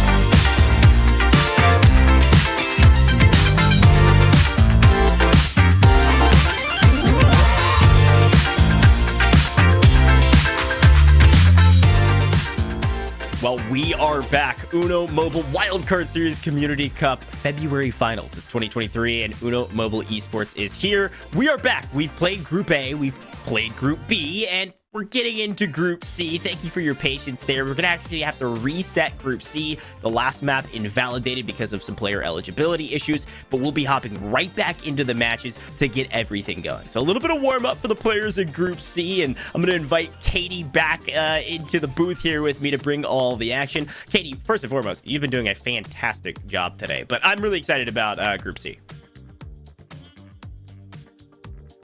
Now we're ready for all that action with Flota coming in. And I kind of like that because, interestingly enough, for some of the other players, you have gotten a little bit of an idea now, actually, of how they play. So I'm curious to see if that impacts things at all. Granted, we can't read their minds, but you got to wonder if they're a little bit happy, maybe, that at least for the majority of the players at the table, they know a bit of their play style.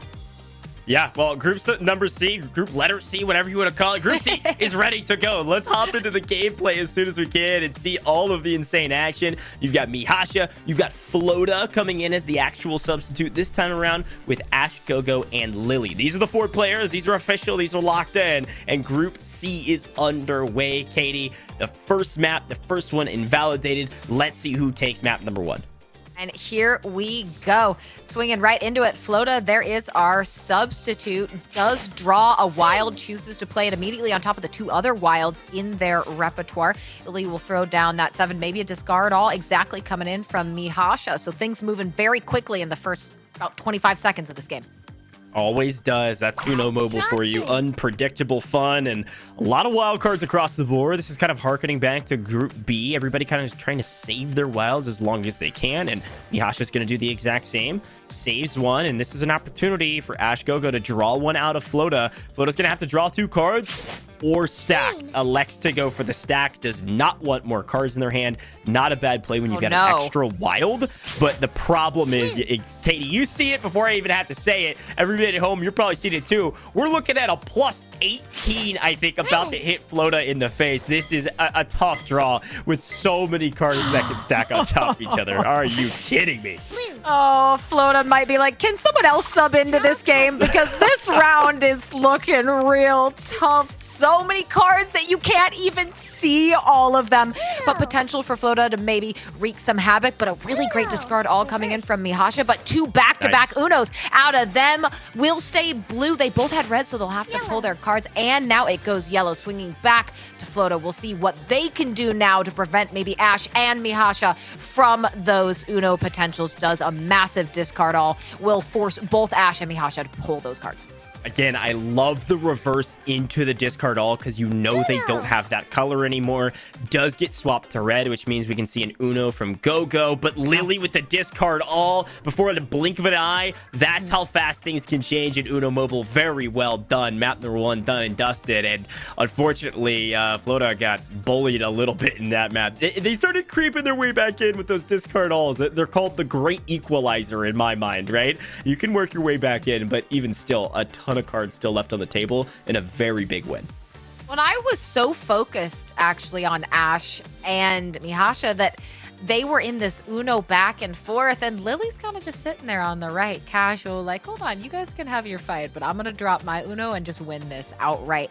So congratulations to Lily there, but we're right back into the first 20 seconds already gone, and Flota in a significantly better position this time around. Here's the question. When do you play them, right? You don't have the +4. You're not going to be able to stack your way to a victory, so they're not quite as valuable, but still, it's a wild card. You're going to be able to play on nearly anything else unless somebody makes you draw 4, and, well, that's exactly what's going to happen. A quick draw 4 from Flota puts them in not as sizable an advantage spot, but still with 2 wilds in their pocket, and a wild being burnt by Lily very early. Still looking pretty solid here for Flota. Can we talk really quick, Gojj, about this amazing cat Uno Mobile deck? And it may be my favorite that I've ever seen. I knew you'd like the cat deck. I know you're a cat person, and I'm excited we get to see it on main stage. There's a lot of different decks out there, a lot of card backs. Excited about the Community Cup backdrop here, the theme, but the cat deck usually does trump all. And that'll be a nice skip onto Mihasha. Lily will have to pull one. Flota won't have to, but a lot of 8s, a lot of blue. And, well, Flota, despite getting hit early on, back down to 4 cards. We'll have to pull for that one, though, as well. Yeah, I like the draw there from Flota. Again, you don't want to burn that basic wild early. You've got plenty of cards. Nobody's necessarily at the last moment to win this yet. Elects to draw instead and still in this with the wild in hand. A great position to be in, especially when you can draw to your main competition. Except for the fact that Mihasha still has that +4. Elects to burn it. Now, this is a nice call here to make Lily stay above 3. We'll go to 7 here. The issue becomes, if it doesn't swap off blue, Mihasha wins this. And Flota elects to change. A 5-head play from Flota to kind of battle their way against this kind of aggressive stance they could take to draw 2. Instead, change color and is still in the mix. And can use that 9 to change it back to blue, but Flota with a +2 as well. We'll go to Ash, which goes right back to Mihasha, says thank you very much. We will go ahead and close this one out. Nice job out of Mihasha to kind of have that regain. And I think, again, getting that same blue card pull ends up saving them at the end of the day. But Mihasha, got to feel good about that win. Yeah, I kind of sighed. A huge congratulations to Mihasha. I was just hoping for Flota to get a little bit of redemption from the bullying that happened in the first map, right? And I know. Almost was there, but Mihasha played it perfectly, and the luck kind of strung their way to keep it on the color they needed. And maybe we'll do that in this next map. I would love to kind of show everyone at home what these players are actually seeing. So Mihasha just won this last map. If we could kind of turn off all the cards around, you'll be able to actually see what they're having to go through, because it looks so obvious, painfully obvious from our perspective. But when you can turn off those card backs, this is what Mihasha sees. So you're having to predict and watch and count and pay attention to who's playing what before and after me to make sure I make the correct play. Yeah, exactly. And I think when you look at this, right, beautiful, thank you for getting those cards turned around. Mihasha, you're kind of going based on some intuition, some card changes, things that you're going to see, which will give you a little bit of a heads up on maybe who has what cards, or at least, especially when you get to that sub 1 minute, which I don't quite think we did, would give you another indicator of point totals at least. But for Mihasha, at the end of the day, you're able to get it done. Yeah, I mean, look, shout out to Ash Gogo, I think, winning that map. Again, we were looking at Mihasha saying, hey, what cards do you have compared to everybody else? Let's look at their perspective. And in a blink of an eye, that's how fast things can change with a discard all. Bada bing, bada boom. We've got a new winner on the board, right? So things are moving quickly, and these players are having to react as fast as they can in order to try to secure another win. And it's again the player to the first 3 wins moving on, and it's whoever's at the second highest win tally. But Ash Gogo again in a great position, already getting down to 2 cards, already down to 2 cards with that +4 in hand. Things are looking fantastic here for Ash. Yeah, now Ash can choose to play the +4, actually does so, changes it back to green, but now everyone is going to know that the only card they have is a green one. There you go. Mihasha says, no, thank you. We're going to change this to blue. Deny that potential here for that +4 going down, though. Is it actually going to put it on to, I think, yeah, that +12 for Flota. But, well, still not a green right now for Ash. So if you get lucky, you get a top deck, you can keep it on that. Uno, a great draw. But again, you're just not going to want it to go to green or be a 6. Yeah, that's the thing to keep in mind. It looks like technically Lily is in first with totals, but the 6 is played. They have no way of knowing what number that the other player has. Wow. Oftentimes you think when they're down to 1 final card, it's probably a lower value card because they're trying to get rid of some of their higher value cards. So you try to err towards playing some of your low cards against somebody that's on Uno. But that's like the tiniest piece of strategy you only need to think about once every blue moon. And unfortunately, that was the moment to maybe start thinking about some of those strategies, because just an unlucky play turns into a lucky win for our player on screen, which was Ash Gogo. So that's the first player to 2 wins. 2-1-1-0. Technically match point if Ash Gogo wins this. Yeah, and this has really been pretty hyper competitive out of all of our groups so far, especially what we saw at Group A and especially in Group B. This one a little bit more across the board, but we'll see. Can Flota actually make something happen here? Give us maybe the most interesting group we've seen thus far, but Ash and really Lily going for a win early on. Yeah, and there's the little skip battle there. I like this, where you can kind of go back and forth between 2 players. Unfortunately, that's going to help Lily the most, as Lily finds their way to Uno already, looking for their second win. This would be a great position to be in, to at the very least tie for the leader and have a good shot at winning this should the next map go to either Lily or Ash Gogo. But not over yet. Yellow being played, and with a +2 played as well, and nothing to stack with. Lily in a great spot, but needs a little bit more top deck luck, and won't get it yet, Katie. No, will not. Was hoping maybe for something there. Comes up a little bit empty, and now Lily not in as good of a spot, right? Ash gets the option. Do you want to keep it green? Do you want to put it on to blue? Alex for green. Nice. Will reverse that order out of Lily as well. So we go to red. Actually, great news for Lily. If it stays there, Ash will need to play that discard. You can get a discard all on top of that for the green, which it looks so good for Lily. You can stack that discard, but hey, it's Flota saying the game is discard alls. We had, what, 4 discard alls in a row? But at the end, you don't even need a call in Uno if you can get rid of all your cards at once.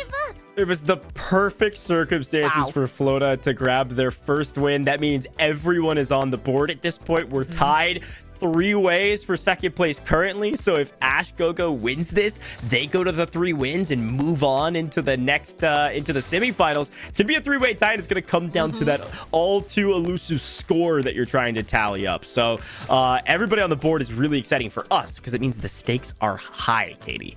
Yeah, extremely high, and now it's staying on green allows a few of these players to get down to low card count so quickly. Lily, just like that, an amazing discard art will allow Ash and Lily now to be sitting on that 2-card amount. But take a look, Flota will use one of those wild cards, changes it to blue, and well, if you're Lily, you say happy to do that. I am now on a win condition, wild with a +4, but the skip is huge. Another skip comes in, but that's gonna be Flota again. Drops the wild, gets the first place. Black, what is happening? It was back-to-back out of Flota, coming out of left field. Said, look, I don't have any wins yet, but just hold on 1 second. What a perfect circumstance. We talk about how dangerous having a +4 as your final card can be, because there's only 2 ways to not let you win: skip you or reverse away. And we had a skip to skip battle with a wild card last play for a win from Flota. Incredibly done. Perfect circumstances to win. And now we have 2 players tied on 2 wins, 2 players tied on 1 win. We are going to see most likely a tiebreaker determine who moves on. This is down to the wire. This is about as close as it can get. We need a couple more wins from our players with 1 win, and then we'll go to that all too elusive game 9, Katie. First 30 seconds are all wrapped up as these players, they gotta be sweating. This is so close right now, these wins and these totals. A skip going over for Mihasha, a chance to bring it to 2 wins as well. But those discard alls doing so much work, Mihasha, on a potential Uno here. We will see the +2 get played, and Mihasha says, thank you very much. You know what? We'll go ahead and call it there. That was, what, 45 seconds? Mihasha brings it up to now 3 of the 4 players with 2 wins apiece. And not only that, we talked about this in Group A, that was a win plus a +6 to the person next to you. So that's a sizable win. An early win means everybody has a lot of cards. They probably still have wilds, which are worth 50 points. And all of their point totals get added to your score for that win. So we've got 3 players on 2 wins. The first person to 3 wins is going to move on, but then it's going to come down to score for the other player. So this is down. It's about as nail-bitery as it can get. I don't even think that's a word, but I'm going to make it one. That is the adjective of the game, nail bitery, because this is anybody's game still, and it also could come down to that tiebreaker that we've been alluding to this entire time. And Ash Gogo in a fantastic spot to win this. 2 +4 wilds. Elects to probably play one here. Everyone's gonna think, okay, they're out of it, and we won't see any stacks come through. So the +4 goes to Flota. Now we're gonna see what happens next, because Ash is in a great spot to win this, especially if it doesn't go off with green, which it will early. Yeah, and really we'll see, does a challenge come through here from Mihasha? Does go with the challenge. And we really haven't seen any of these challenges actually work in anyone's favor through the entirety of these groups. Now Ash is going to choose to pull, does get that +2. The skip will come in, goes right back to Ash. But hey, unless you play that +4, what they elect to do, you would have had to draw. We'll swing over to that yellow, which gives them another +2 potential. But really right now it feels like it's Ash and Lily here. And if Lily can come out on top, Gojj, we're going to our final game 9.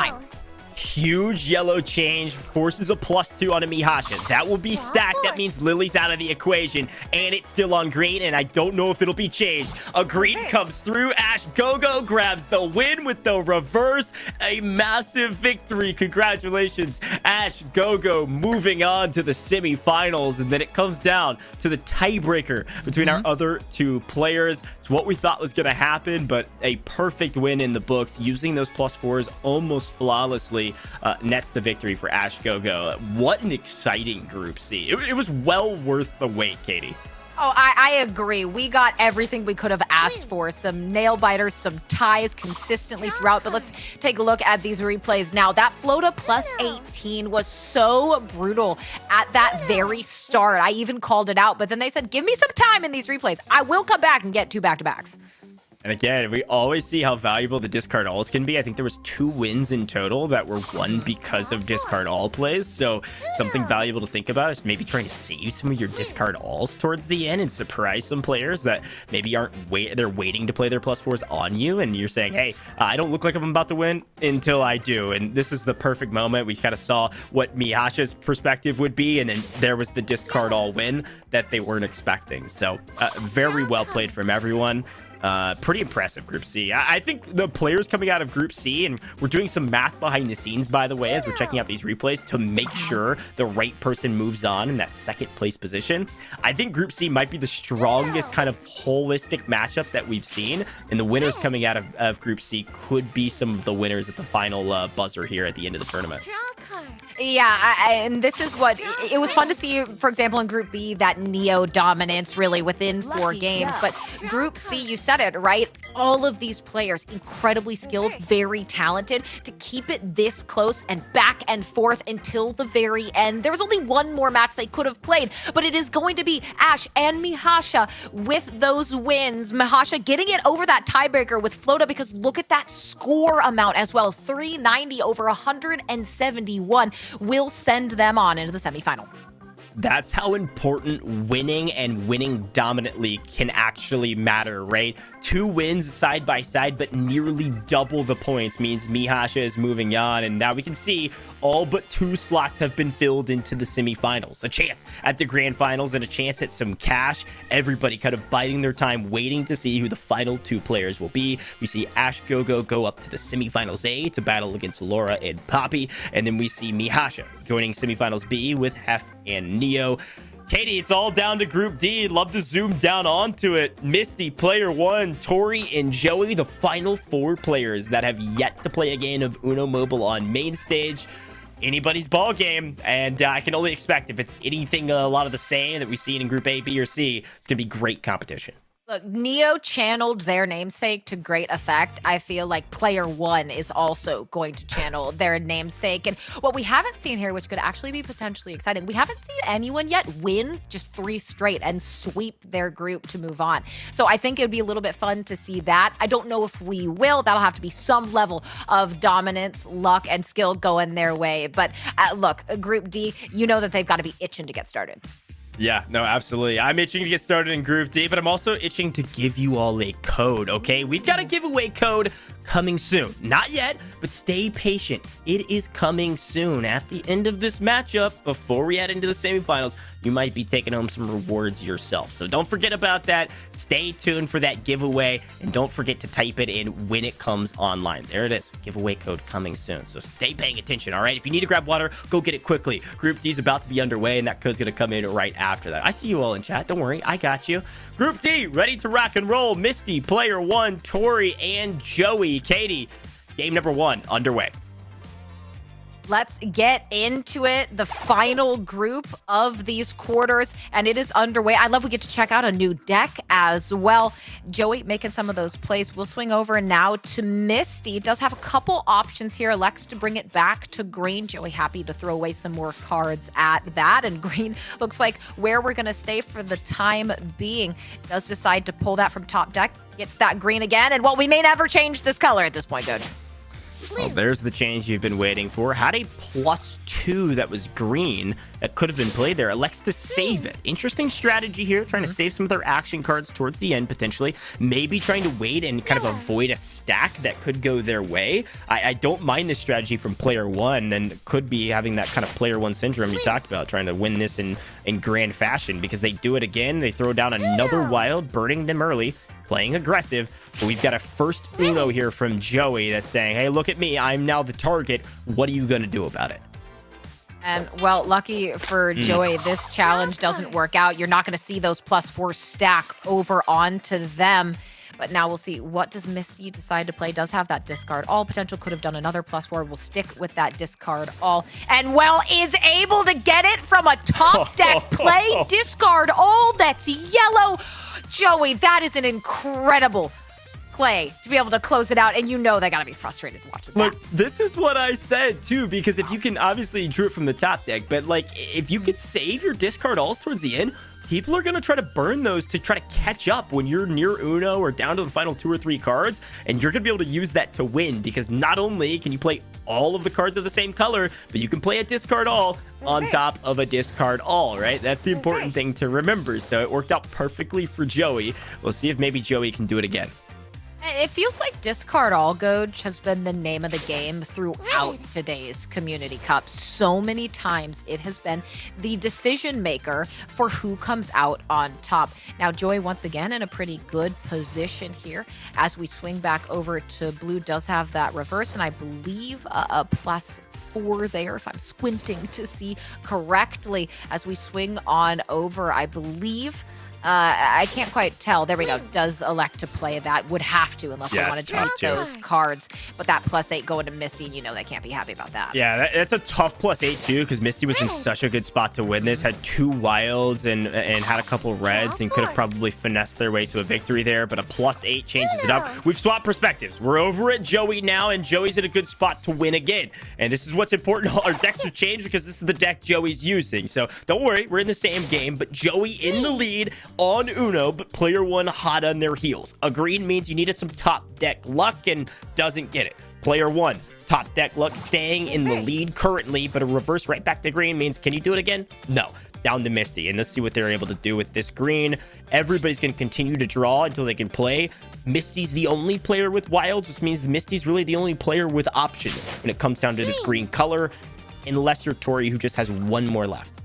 Well, and for Joey, you're sitting here, right, saying, please stop pulling these greens as it swings back over. Thank you. A red, a blue, something they can use and actually could be extremely effective here. If that blue gets played by Misty, it will. The reverse comes in, the Uno for Joey, and this could be another decisive win for them if they can make it happen, but it's going to go to that yellow, understandably so.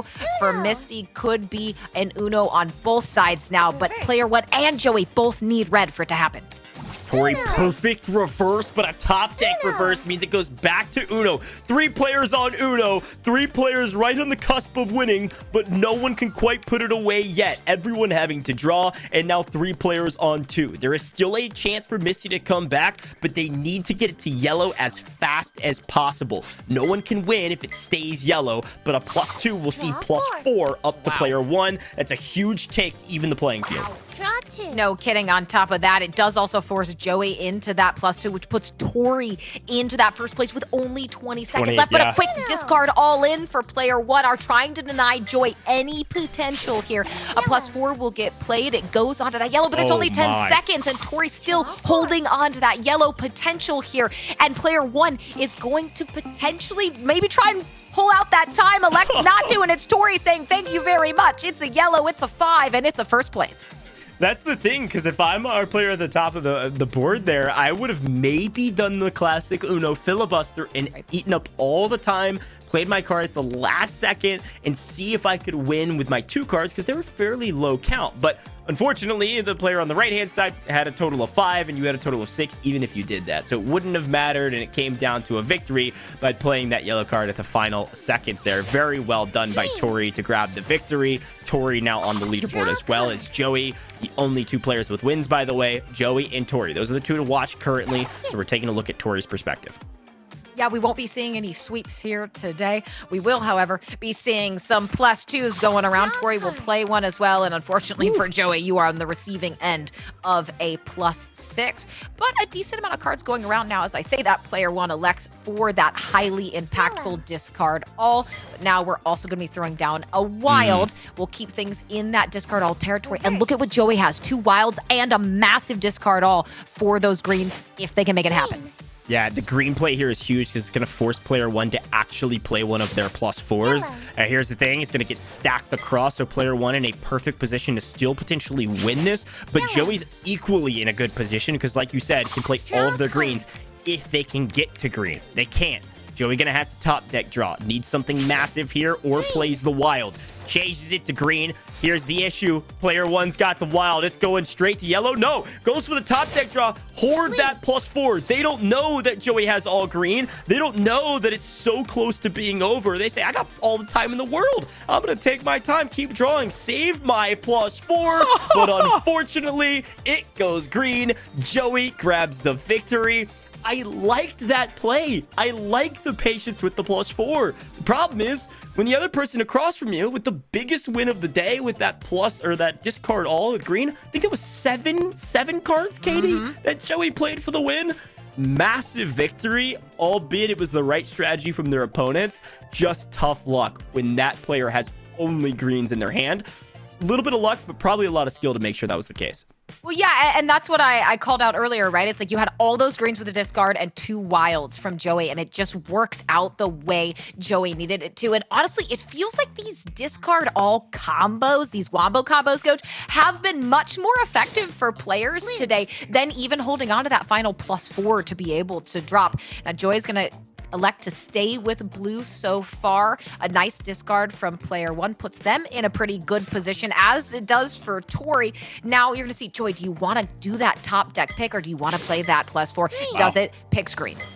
I'm kind of surprised that Joey elected to play that there, especially when you're in the lead with 2 wins already. You can play patient, right, and save that +4 and see if it'll take you to a victory. We will see a +12 head over to Tori, so sorry, Tori, about that one. It's going to be red in a perfect position for Joey. It's going to work out for Joey as long as they can continue forward, but it might work out a little bit better for player one. Misty will probably elect to change color here, which means player one may burn their wild, but overall, not too bad of a play from Joey.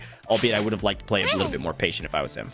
Well, and you got to be careful, too, with the direction the game's going in. Tori has so many cards that if they really want to mess with Joey, they might have the opportunity to. Granted, it was red, it's green, doesn't matter. He could play either one, does that. This is group match point here for Joey if they can make it happen. But there's Uno's again, player one and Joey, but it goes to the reverse to the green. Does not help out player one. We'll see now as Joey draws another red. Tori keeping things alive on the board. I gotta shout out Misty. What an insane play. Misty did not want to keep it green, thinking Joey had a green. If Misty would have played their green one, Joey wins by playing their red one. That was almost detrimental, honestly, because of a misread on what Joey had. And now it's anybody's game. A +2 goes across. Misty in trouble, has to draw, and Joey back to Uno, but player one's right there in kind. It's gonna have to top deck draw. 50 seconds left, and it's now chaos because action cards are being thrown out at the final moments, Katie. This is still anybody's game. Somehow, some way, this continues on when Joey almost closed out the entirety of Group D. And he will be able to play this one, does have those +2s. But if you're the rest of the board, player one says, no, I'm not even going to give Joey the chance to take this away. He will maintain that lead with those 2 wins. Now you have player one on the board as well. Things are starting to look similar, reminiscent of the chaos that we saw in Group C. Look, I've got to harken back. Those in chat that maybe joined us for the debut in December, discard all was valuable, but not this valuable. That's the 3rd or 4th win at this point. I think 4th, maybe 5th win that we've seen using the discard all to get rid of all of your cards before Uno. That was not what we saw during the debut in December. It's a lot of what we're seeing today in February, and I'm excited for it. I like that type of gameplay, but let's focus in because this is still match point for Joey, and Joey has 3, count them, 3 +4 wild cards. Can use those fairly liberally early to try to draw out others and still have one at the very end of this match. That is an incredible set of cards to be able to have, especially on a match point position. But Misty says, no, not letting you cause any more pain points right now. There's going to be 2 skips back to back. Send it right back to Misty. More than happy to do that. Does switch it over to yellow, but it'll go right back into that red because there are 6s getting stacked on everyone. Joey will decide to throw down that green 7. Works out actually really well for it to go to green. Yep. May choose now to put down that 5, and now it's 2 +4s and a +2 for Joey. Is such a good position to be in right now. And we'll see, do you go with one of those wilds? You stick with that green, and now 2 wilds. Unless something crazy happens, it's going to be over. Joey should be able to get that 3rd, and there you go on that Uno. Yeah, when you have 2 +4s and a green, they allow you to play the green. It's pretty much all she wrote. At this point, the only thing that can happen is exactly what Tori just did. You've got to try for the challenge because it's kind of your last straw. You're going to have to burn your +4 here and try to work it off of whatever color they have. And Misty would have to top deck draw a skip for that even to be a chance of Joey not to win. So Joey is going to take not only this map, but also the entire match in insane fashion with how many cards Tori has. That was a massive victory. Wouldn't have mattered as Joey will move on with his 3 wins, and it's going to come down to that tiebreaker with the other 2 players with their 1 win to see who comes out on top and is going to move forward. If you saw that little score bug down at the bottom, I think I got a peek into who I think might win, but we're going to do some math behind the scenes and just double check because those tiebreakers can be a little bit funky. You got to do that math correctly, and if it was correct, one of our other players with 1 win will also be moving forward into the semifinals, and that will conclude our quarterfinals games, our qualifiers, all of our group stages, and all of our players will be into the semifinals. Well, and honestly, you got to look at Joey. Even if that wasn't the 3-win finisher in Group D, Joey had so many cards in everyone else's hand when he won that might have propelled him into a 2nd place guarantee regardless. Yep. Now, that's not what happened. That was that 3rd win, but it was a really well-played one on top of it as we try to calculate, as you said, who is going to be that 2nd place moving forward as we check out these replays. Yeah, it's a fun replay. There's that insane discard all win from Joey. One of my favorite moments of the tournament thus far was that green discard all with like 7-card victory. I love to see those plays because the discard all is that 1 house card that we added, and it totally changes the way the game is to be played. I think this group in particular, as we're kind of watching this group play, they were much better at saving their action card till the very end. But hey, math has been completed. Joey moving on in dominating fashion, but it is going to be Tori winning their 1 map just a little bit more handedly than player 1.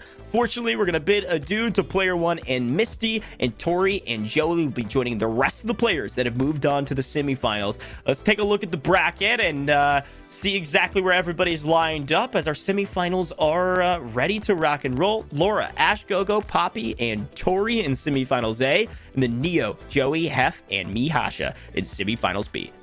When I look at this right off the bat, Gojj, how these have been shuffled about, semis B just seems to be the tougher competition here. You've got a lot of those winners. Neo was the most dominant we've seen alongside Joey. They're going to have to go up against the other. They did have a great contention in Hef in that Group A as well as Mihasha. Now, that doesn't mean to say that semis A is going to be a breeze necessarily, but it does seem like having Neo and Joey in the same semi B is going to make that competition really tough.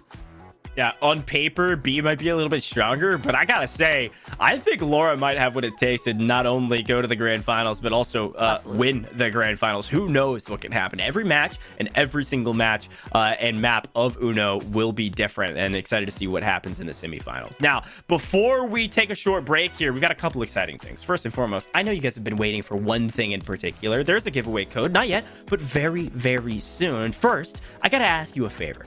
Go download Uno Mobile right now for free. It's in the description if you're watching this VOD and you're loving this competition, but it's also down in the pinned comment in all of our live streams. Go download Uno Mobile for free in the iOS or Android Google Play Store.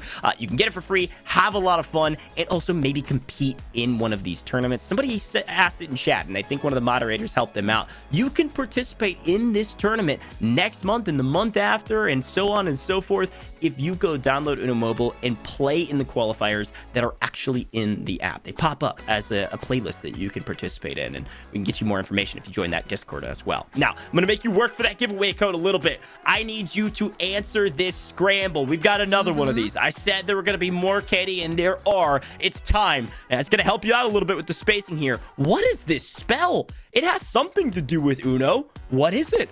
You all start working a little bit. First person to get it in the chat, I'm going to shout you out if I see it. This is a tough one. Break it all down for me, Katie. What do you think this is going to be?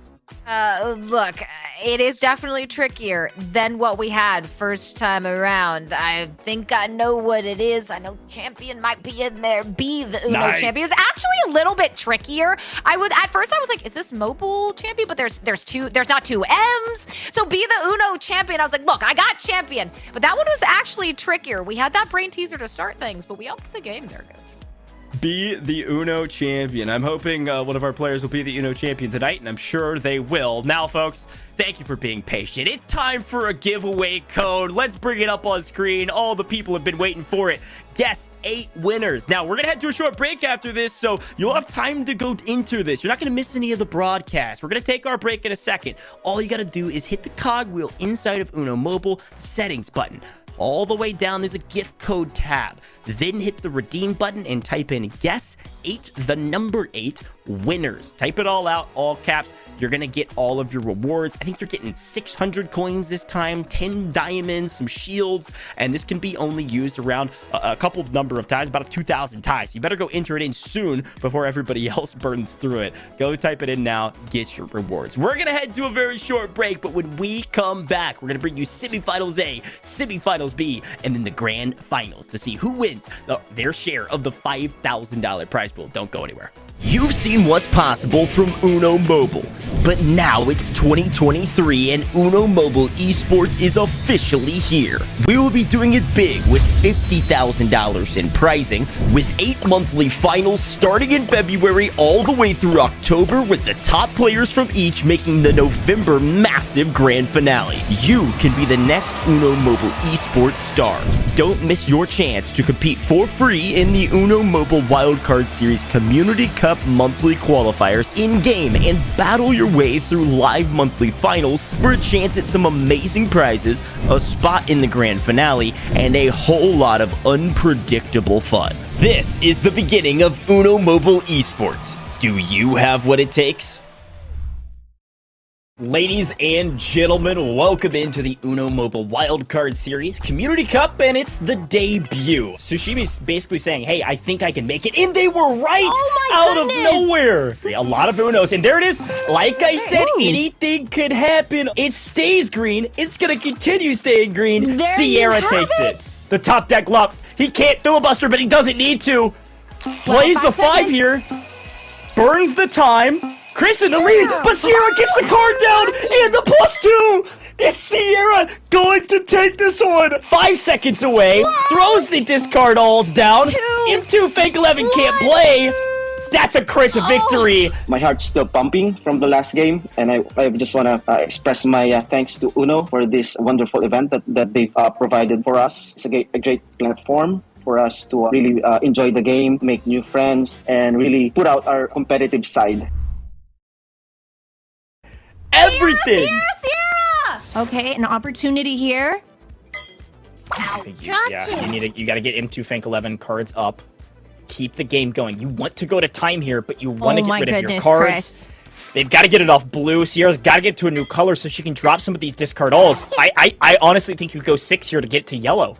I mean, no, he's got the red skip. Yeah, that's the issue. Is he gonna use it or draw? Of course, he's using it. Oh no! If she goes blue, Chris goes down to 1 card. This could be it. Sierra has no way of knowing, but you've got to get to the discard alls. If you're Sierra, you're in trouble right now. Chris down to 1 card. 5 seconds away. Throws the discard alls down. M2 Fake 11 can't play.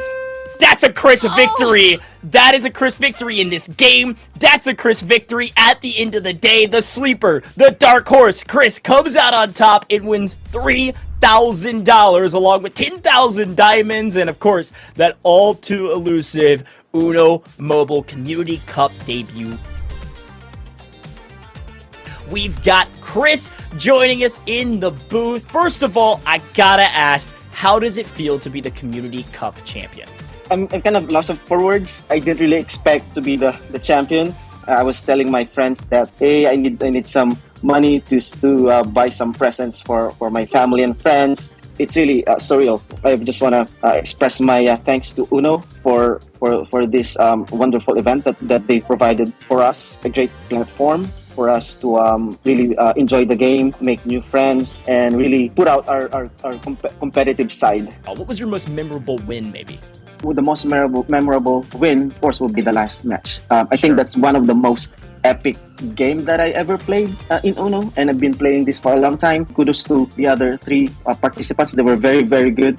The three really are great players. They are legends. I think one advice that I could share to everyone is just be kind. Let's just all enjoy the game. Once you enjoy the game, you'll reach the goal that you set for yourself. Whether it's be by winning the coins that you want, like those medals, or the trophies. Just enjoy the game and just be kind to one another. Congratulations again. Go celebrate. Have a great time. Buy some Christmas presents. And I'm sure we'll talk to you again in the future. All right. Thank you so much. And it's a pleasure to talk with you both. Thank you so much. Thank you. Have a good night. Thank Bye, you. Chris.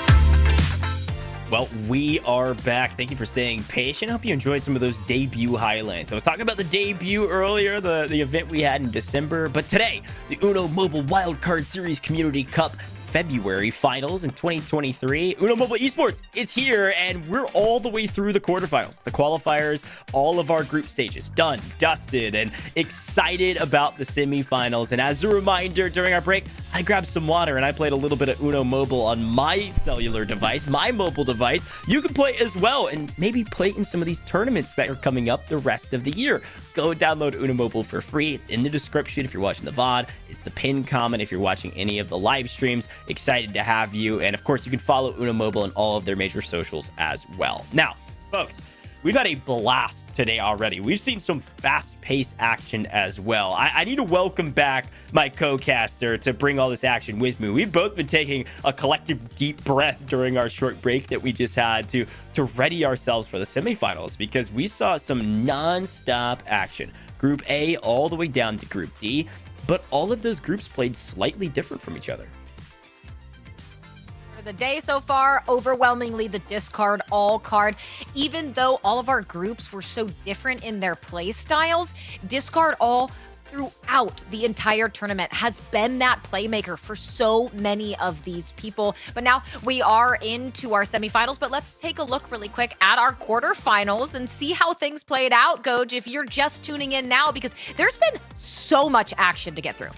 Yeah, so we're going to kind of break down everything that's already happened. There's a fun replay package here to look back at all of the different groups. So again, we started in Group A, and Laura did a fantastic job of winning this whole thing out, but not without a fight, right? She started out with a very strong beginning, and then a battle back from a couple of the other players made it pretty close. Going into Group B, we saw the chosen one, Neo, dominate the field and put on fantastic performances from plus 18, 16s, and otherwise, and then the one win from their opponent with Poppy with that discard all. It was a fun Group B, but a fast one. So going into Group C in just a moment here, Katie, I'll be talking through it.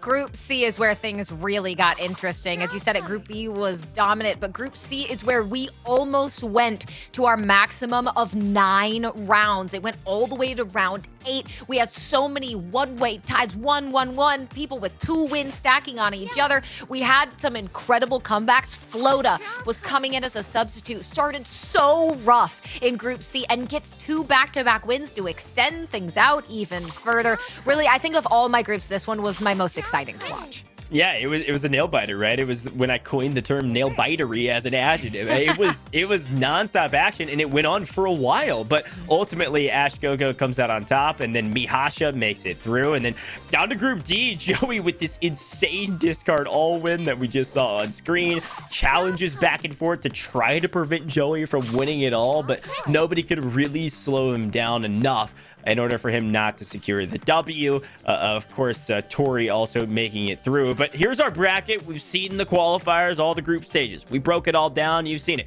Let's zoom in over to the semifinals and the grand finals, because that's what we have left today. I saw somebody in chat asking, are the semifinals tonight? Yeah, they're right now. Semifinals A is about to be underway. It's going to be Laura, Ash Gojj, Poppy, and Tori battling their way into the grand finals. Same rules, same things apply. All of the players are used to it. And Katie, it's going to be the top two. First player to 3 wins, and then the player with the second highest amount of wins, or we go to that total score tiebreaker. You have to wonder if any of these players are going to try and rethink some strategies. Now, keep in mind, these have been mixed up from the quarters to the semis. There's been a shuffle, so you're not going to be playing against the people you played with previously. But, Gojj, do you think you stick with your game plan, what was successful for you in that first group? Or do you try and maybe go with the flow, just get a feeling for your competition? Yeah, you know, it's funny. I was trying to put myself into the mind of a professional Uno Mobile player. What would I do if I was in these circumstances? And I think you go in, especially if you've played a lot of Uno Mobile, you go into each of these matches with a couple strategies kind of in your belt, right?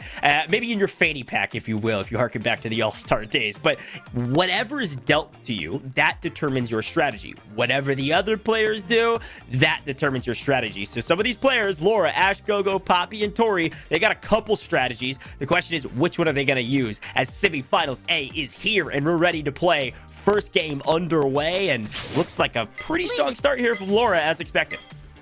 Yeah, not surprising. As we swing on over, we do get some color changes going back over to green. We'll be able to benefit Laura if it stays that way, as it will already down to those 3 cards. But Poppy not far behind as well, does have wild utilization rather from actually every single person on the table. Now it goes to blue. That should signal to everyone that, well, Laura, she's going to go for that. No, it's going to be blue. You want to change it away. A smart move here to do just that.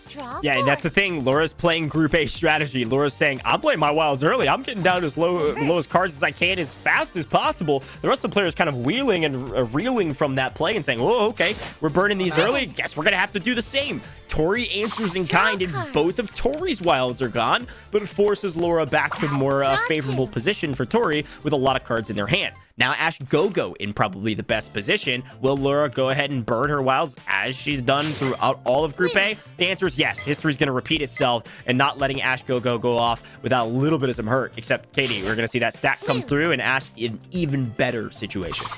Yeah, Ash is actually looking great here. That +4 playoff. Laura doesn't necessarily hurt him in any way. Maybe doesn't want to use that wild, but hey, when you can add a +2 onto it, that's going to put Laura right back into things. Keep in mind, there is that discard all potential, but I'm curious to know what Poppy has. There's so many cards you can play there, but just like this, Laura back into it. Ash and Laura both at that 3-card mark, and they have so many blues to work around as well. We'll see when that is going to come into effect. A discard all, not necessarily going to be helpful to Laura, unless you can get a top deck 6 and slap that right down, as well as Ash. They seem to be neck and neck both in their top deck draws and the way they've been playing. 60 seconds left means everybody's going to start denoting who's in first, who's in second, and how do we change that. And everybody, it's yellow after yellow after yellow, and nobody has one, and everyone's still playing them from the top deck draws. Finally, a bit of luck. Poppy out of yellows as well, and now we're finally onto a different color that everyone else may have. There's the blue Laura needed. Takes a sizable jump to what she thought would be first place, but with an action card still in her hand, has just less points than everyone else to not be in first place. I mean, compare Laura and Tori stacks. You think Laura should be in first, but a reminder, discard all, an action card worth 20 points. But look at that. Look at the green that goes down from Ash. Goodness. Laura says, thank you. You can skip me last time, but you won't skip me this time. Thank you. The discard all again, the playmaker here. Laura, it was looking dicey because you could tell everyone else at that table was trying to reverse, skip, just keep it away from her. And as you said it, right, you have an action card that is going to be so many more points. So even though she only had 2 cards, she wasn't in first. But when that green came down, we all knew it was over. Again, another discard all win. Didn't see the Uno come through. Didn't have to. Discard all will win you the game. What I'm impressed about, honestly, Laura's gusto. Laura is willing to throw down those action cards on those wild cards early and force the hand of the other players. Something we didn't see hardly at all comparatively in groups B, C, or D. Laura is playing her group A strategy, and apparently it's working. Yeah, it's working. You said, though, you do have to kind of work around the cards you're dealt early on, but she seems to be having a really good balance in both playing the game she wants to play and also incorporating the playstyle she's given early on by the cards that she's dealt. Although things did look a little dicey when some of those initial cards went down and Poppy took such a solid lead here. But we'll take a look now. Ash on that Uno with a +4, but that skip, oh no. Oh, there we go. Well, Ash says, thank you very much. You know what? Look, at that point, we talk about it, right? We talk about, Gojj, how important those discard all cards are. But when someone only has a +4, it doesn't matter. He could have played the +4, could have played the 0. Ash is just ready and waiting to slap that card down and close it out. It's 1 win Laura, 1 win Ash. But I gotta say, again, we talked about discard alls and their value at the very end, but it's also really good to have towards the end, not even the last card, in order to ditch the rest of the cards in your hand. When somebody plays a discard all, you can follow up with a discard all. It's exactly what Ash was able to do to get down to the final +4. Poppy and Ash both played a little bit slower there with their final card being a wild. Paid off for Ash, just barely faster than Poppy. Well, and interestingly enough, Ash and Laura, the ones who both have a win here in the semis, are the ones who won their groups in the opening. Tori and Poppy got those second places. So maybe no surprise that we are seeing them come out early on and have those strong showings. But take a look, too. Laura might have struck first, but Ash with that second round win and 250 points is going to be a comfortable position to be in, especially now that you do have so few cards remaining and a wild in your deck to maybe make things a little spicy here, as you're going to love to see Laura get all of those cards. Yeah, Ash on the brink of doing the exact same thing they did last time. It doesn't look like it'll get to blue by the time it gets to Ash, unless that would have changed there for some reason to blue. Elects to be red, which makes sense. Ash playing again the complacent strategy, holds on to the wild and says, no, it's not in a dangerous position yet. I want to save my wild to the last card, so I'm going to keep drawing off the top. Will they do it again? No, getting a bit more antsy this time. Tori down to 3 says, I'm going to go ahead and burn this. Poppy, you've got no chance now, except for the fact that they drew a discard all and all blues. They're going to be right back at the same spot. Ash, of course, doesn't know that. Ash now in trouble because we're on green, and they're going to have to continue to draw. Tori in a much more favorable position, even with that discard all going down. That's going to help out Poppy, and now it's anybody's game. Anybody's game. You said it. The discard all is continuing to be game changers. And look at this. Laura actually has a massive potential here for a discard all. But, well, if you play that 8, Poppy, oh my gosh, that, wow. Tori, you know, that could have been the game changer. It will go to that red, pulls out a green here for Ash. But now everyone in this neck and neck competition, as in the last 3 seconds here, we're about to get those numbers, those first and second place indicators for these players so they know who is in the lead currently. The green, though, means Ash wins this out of nowhere. The incredible play from Poppy to burn their wild early, I guess assuming that either there was a number correlation or maybe, again, a little bit of a misread on the color of their opponent, elects to not play the 8 to change colors, instead burns the wild early to prevent the win from our player at the top of our screen. And unfortunately for Tori and, of course, everybody else inside that matchup, that means Ash is now on 2 wins overall, winning that just by the skin of their teeth. That was so close. Worked out perfectly. And I gotta say too, Laura, sometimes like these cards, these discards all, they've been so valuable, Katie, but they're also so enticing to play because you can get rid of so many cards. You gotta remember your action cards go with them, and Laura could have +2'd onto Ash to prevent them from winning earlier, but elect to play the discard all instead in order to get down in total card numbers. So that's kind of the trade-off sometimes, as we're seeing the biggest stack of the day. Is that a +18? We saw another +18 before, I think. This is the second one we've seen. And, well, it couldn't go to anyone better if you're the other 3 players on the table than Ash, who does have those 2 wins we've talked about. Now, we're going to see Laura elect not to play that +2, but Ash, can they make a comeback here? As the reverse heads to a discard all out of Poppy, what will Ash choose to do? Well, get rid of so many of that +18, and I do believe does have a yellow discard all as well. But now Laura is sitting on a little bit of trouble because, yes, you have 4 cards left, but they're all the same color, and you don't necessarily have anything like a discard all. Yeah, I do like the idea to save your action card. You want to save that +2 in case somebody tries to make you draw cards. You can stack and carry it on to the next player. Now we're to blue, so a couple solo cards going out for Ash. Everybody not paying attention to Ash, not knowing that, well, they're basically on 3 cards at this point if they elect to just use that discard all. Laura still can't catch a break with these blues. And as it goes to yellow, everything is about to change. The Fire Nation has attacked. Ash Gojj now on 2 cards and staring down this semifinals match in their hand. A +2 though, still alive. Everybody's still up and everybody's still breathing. But if Ash wins this, semifinals A is done and dusted. You see, Ash does play that +2 onto Laura.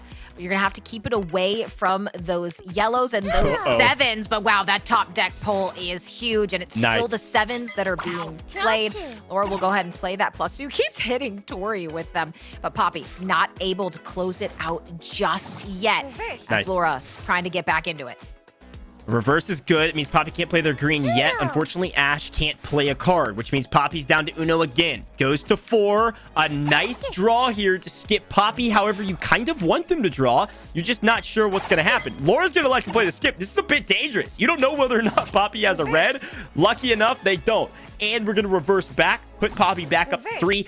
Anybody's game. 2 players at 2 and 2 players at 4. Katie, we have 15 seconds left. Take a look at that. Ash takes the lead with 13 seconds, has a 1 in their back pocket. And, well, it doesn't even matter because it stays as a blue. Ash says, thank you. That will be in 4. That will be my 3 wins. Ash Gojj guaranteed cruising on here into our final. And wow, what dominance realistically we saw out of Ash. The first game going Laura's way, Ash said, that's the only one you're going to get. Here's the thing. If I'm Laura, I'm feeling pretty good about that because I'm also moving on to the grand finals. I am winning money. You've got to recognize it's semifinals time, folks. We're already moving to semifinals B. We're going to take a look back at what just happened because it went by in a blur. But that means Ash Gojj and Laura assuredly are at least walking away with $500. They've got to be celebrating right now. Whether or not you got 1 win or 3 wins, you got some wins, which means you're moving on. So let's take a look at exactly how it happened. Laura struck first. Very well done. Again, with the discard alls to win, playing the aggressive strategy. And on the diametrically kind of opposed side, Ash played a very kind of a strategic and slower pace strategy, that kind of lower risk of saving your wilds towards the end. And it worked out, honestly, handily worked out. Yeah, and at the end of the day, it was something I called out previously, which was Ash and Laura striking first with those round 1 and 2 wins, was that they are the ones who move on. So that is the Group A and C winners from the quarters, also moving on in the semis. We'll see if that holds true as well for the semis B matchup we have. But really, it just felt like there were some moments for Tori and Poppy to capitalize on. But you have to always keep in mind there's certain things like luck, whether it's top deck draws or otherwise, that just didn't seem to go in their favor. Yeah, exactly. Great replays. Take a look at the scoreboard. Of course, this was from, I believe, Group D, but moving into our semifinals A, some of these players will be shown again in semifinals B. Of course, we saw Tori playing in semifinals A, but couldn't make it all the way through. So we'll get a chance to show that scoreboard from our semifinals A. But we do know the 2 players moving on. We know Laura's moving on, and of course, we know that our winner, Ash Gojj, is moving on as well. So we'll be able to showcase that in just a moment. But as we take a look at our bracket and everybody moving on, folks, we're going to get that all updated for you. We're going to move to semifinals B. Katie, let's kind of think back for a moment and give everybody a second to breathe, because you said it perfectly. The 2 players that won in the quarterfinals, right? They won their groups, paired up together. They then won again in semifinals A. Will we see that happen on the other side of semifinals B? Here's that update. Ash Gojj, Laura moving on. You can see their names over into the grand finals as well. So big ups to those 2 players. But the question still stands. Katie, will we see Neo and Joey moving on, or will we see a little bit of a shakeup and a little bit of an upset? Well, the top half of Semi A, Ash and Laura moved on, and those were, as we said, the winners of Groups A and C. The top half of Semis B is Neo and Joy, who were the winners of Groups B and D. So it could be really that upper half of each group is going to be the ones that move on. But Hef and Mihasha, I think they have it in them to keep things mixy. But it could potentially be, Gojj, a situation where we get to that final and every person in that final is a winner of a respective group. Yeah, no, it certainly could be the case. I'm definitely cheering on some of our underdogs. I want to see Hef, and I want to see Mihasha kind of bring it out from the bottom and say, no, I can win this. I maybe scrape through in the quarterfinals, but I'm here to play, and I'm here to make some money today. And it's the players that move on to the grand finals that are going to make any sort of cash. And even if you get fourth in the grand finals, still walking away with $500 cash. Now, before we go anywhere, before we go to semifinals B, there's two things I need to tell you. Number one, if you haven't yet, you need to go download Uno Mobile, right? We've talked about this a couple times. It's in the description. It's in the pinned comment. Go download it. It's free right now, and you can even participate in this tournament. But you can also go follow them on all their major socials. They post updates on all of their tournaments, and they've got a really cool Discord they're talking about all the time with all of their Discord contests that are going to be a lot of fun to participate in. So go get involved with the community, join the Discord. !Discord should pull that up. And guess what? I'm not going to make you wait as long this time. Katie, I know you're excited about this too. You're going to type in all these codes as well. There's a giveaway coming soon. Stay tuned. It's coming very shortly, maybe just after this match. But Semifinals B about to be underway. Giveaway right after, a code coming to you.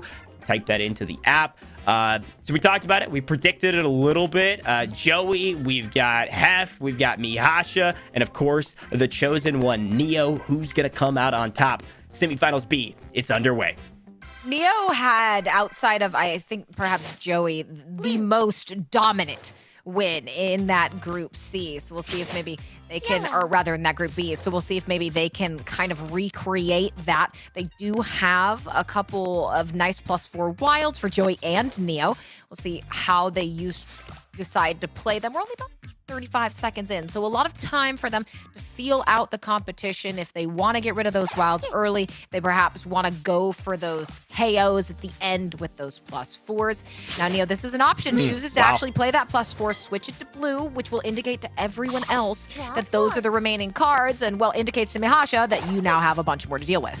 It worked out fairly well, too, because you can skip across Joey and keep it to Neo. Again, nobody's on kind of knocking on death's door here to try to grab the victory, so everybody's feeling okay. Blue hasn't been played at all during this match, so changing it early like that could pay off. The problem is now there is not a single wild on the board besides Mihasha. Neo's going to draw those cards and not be in a position to win right now. Hef actually kind of slipping under the radar. Now the first one on Uno. Joey right behind. Katie, this could go either way, but that's what I was worried about. A 9 should falter into a 9. No one else has a red. Mihasha in a perfect position to win this if Neo elects not to play this wild. But does exactly that, changes it back to that blue, which will potentially keep Hef actually as well. But you know what? Mihasha says, no, we're going back to a red. I'm closing it out on a red. So Hef not able to be put in that Uno position. So now, are you going to get a lucky top deck draw? Well, lucky for Mihasha, as you can throw down that skip and say thank you, an early score. And that's got to feel great, right? Because we talk about maybe statistically the underdogs. That is going to be Mihasha as one of them, as Neo and Joey were the ones coming from those group wins. So Mihasha, you got to feel great getting a semifinal win under your belt. Because as you said, right, you only get paid if you can get to that final. And one win puts you in a really good position to, if not take first, cruise in with second.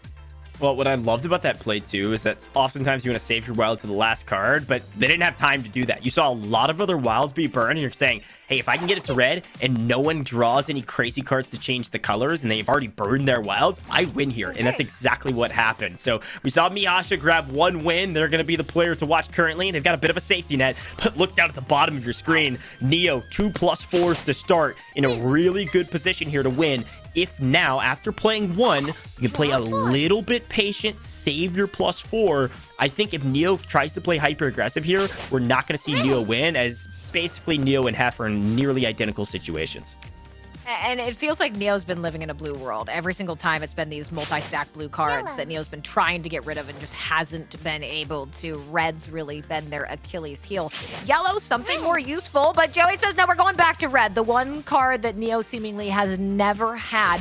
Do you do that top deck draw? No. Goes back to blue again, indicating so much information to the rest of this board. We'll see if they can make use of it right now, because it looks like Joey will maybe want to try and get it back to that red, as they do have the skip and the 3 to utilize.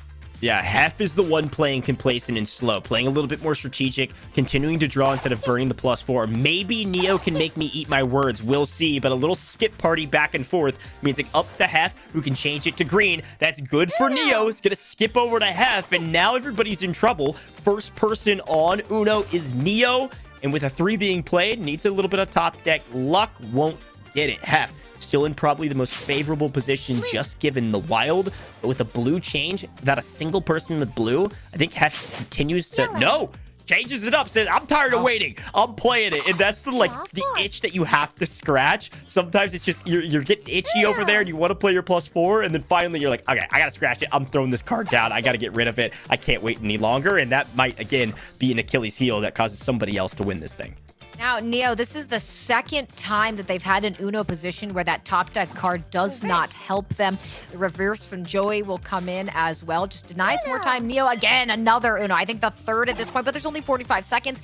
Is in that first place position. 5, a reasonably decent card to have, but, well, you still don't have a blue, so you're going to have to pull again. And for a third time, an Uno denied because they just cannot seem to get a top deck pull that is beneficial.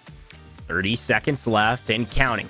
Joey and Neo back and forth. The 2 previous winners. Now Hef in the mix with 2 cards left. But everybody has decently high numbered cards. If Neo can get rid of this red 9, in a good position to win. Katie down to 15 seconds. Hef plays an Uno card, and it's a 9. Joey needed exactly that, and nobody was expecting Joey to be holding on to a high card. That high face value card, the highest in the game, I believe, at the 9. It's tough. You don't expect him to have it. You try to burn it and think you can get away with it. And, well, he's going to take advantage of that. Joey grabs his first victory in the semifinals. And the winner of his group stage is looking pretty solid going into our next match in semifinals B. And I have to feel for Neo because I feel like this is 2 games in a row now where there's been multiple Uno situations, especially in the second round. There was, 3, 4 Uno situations that they just couldn't make work into something substantial. Maybe this will be the round, Gojj, where something can start to happen. Mihasha, Joey, they strike first. They are in a premium position to make it into the final. And, well, Joey's in a premium position to grab some more cards. Yeah, I mean, Joey's on 3 wilds with a lot of cards. Mihasha's on 2 wilds with a discard all. In all reality, really showing 4 cards. And I'm not trying to tout my strategy here as the master strategist, but I've seen a lot of Uno, and that was 2 players that both burned their +4s early that didn't come out on top. It was Hef and Neo that I said maybe wait with that +4 a little bit longer, and you might win this. That could be their Achilles heel, and ended up being exactly that at the final seconds of the game. But hey, chaos is chaos. You're on main stage, a little bit of nerves. Anything could be going on in their brains, and unfortunately doesn't pay off for them. Look at the leaderboard here, Katie. Mihasha with a slightly more sizable win. Should it come down to tiebreakers later. But Mihasha and Joey, both with their wins and both in good spots in this map, halfway through.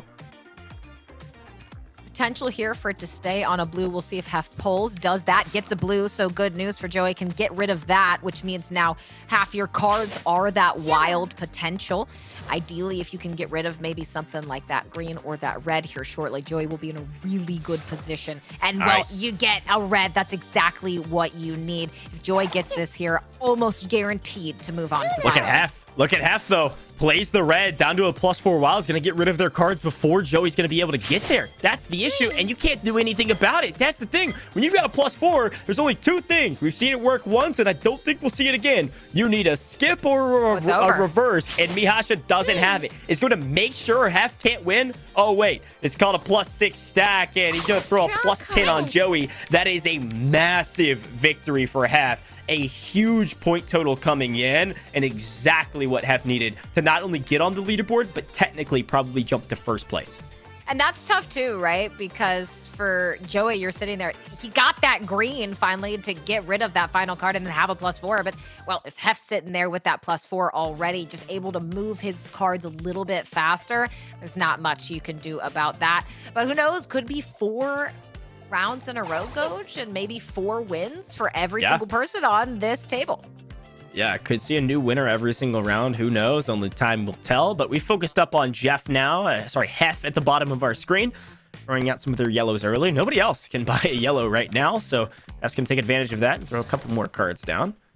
We swing to blue, looking fairly favorable here. Mihasha will throw it. No, I thought they were going to throw the reverse down early, but Neo smartly is going to save that until a discard all comes their way in the same color as the reverse. They've got 2 of those, might I add. Neo looking strong. Of course, Joey with 2 +4s looking maybe a touch stronger, but a card extra. You got to think of that kind of action economy. How long is it going to take you to get down to Uno and then get that win? 3, 4, maybe 5 rounds. Neo's elected to save their wild. Mihasha says, no, I'm playing mine. Staying aggressive has got me this far.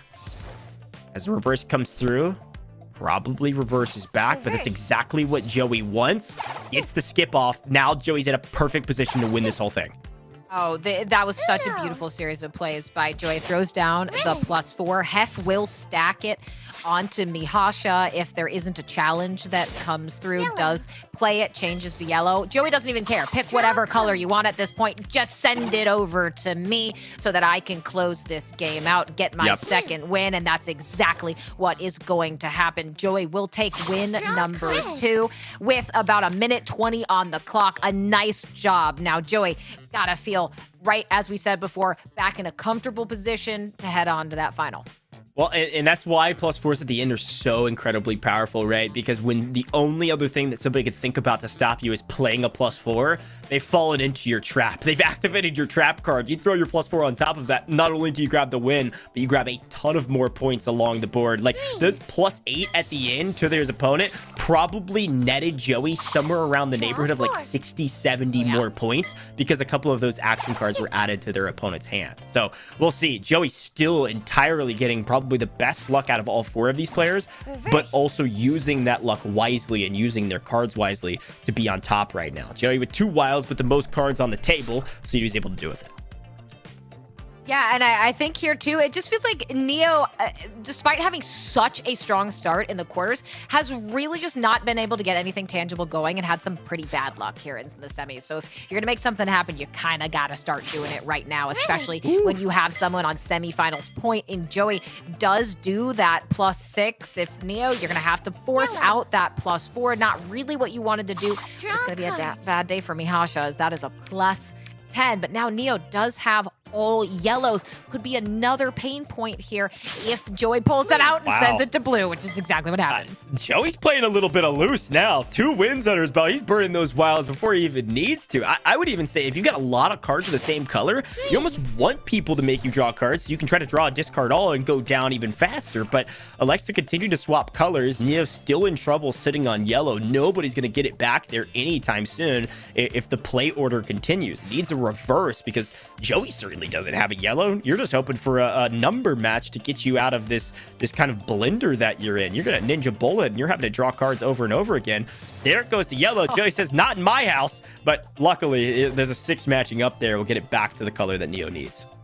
Yeah, it does have a small discard all with the nice blues for Neo. Does get another one, changes it to blue. Okay, potentially good news unless Joey goes with a skip, which he does. Neo just can't seem to get anything going, but a discard all presumably from Mihasha is what you will see. Gets rid of a nice chunk of those cards, but we're now into that final minute where everyone can see that Joey is in the lead here, but does have 2 reds he's gonna have to deal with.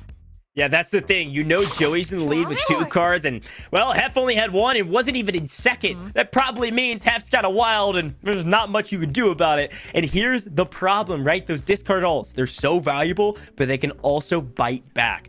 We saw a discard all played at the top of our board there, and because of that, a lot of action cards went with it. We saw a reverse, a skip, the things you need in order to evade that +4 win that we saw from Hef. Now, 2 players sitting on 2 wins, and only time will tell which player is going to come out on top. Match point for 2 players, and everyone else hoping that neither of them win, because, well, those are the only 2 players moving on currently.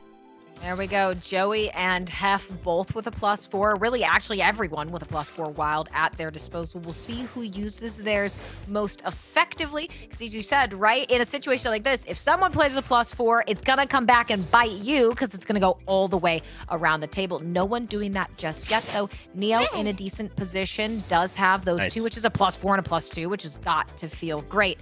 Joey, we'll see what they decide to do. Pulls out that +4. Uh-oh. But that's not going to necessarily end well for Joey.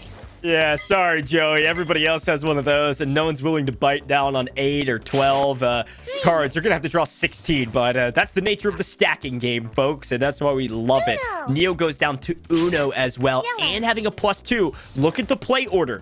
Joey distracting us with drawing 16 cards. Look at Mihasha, a +2 in hand. If this gets to green, Neo's going to be feeling really good because they'll be able to prevent that win, but a yellow means Neo's still having to play because a skip comes through and Joey's going to be able to do at least something.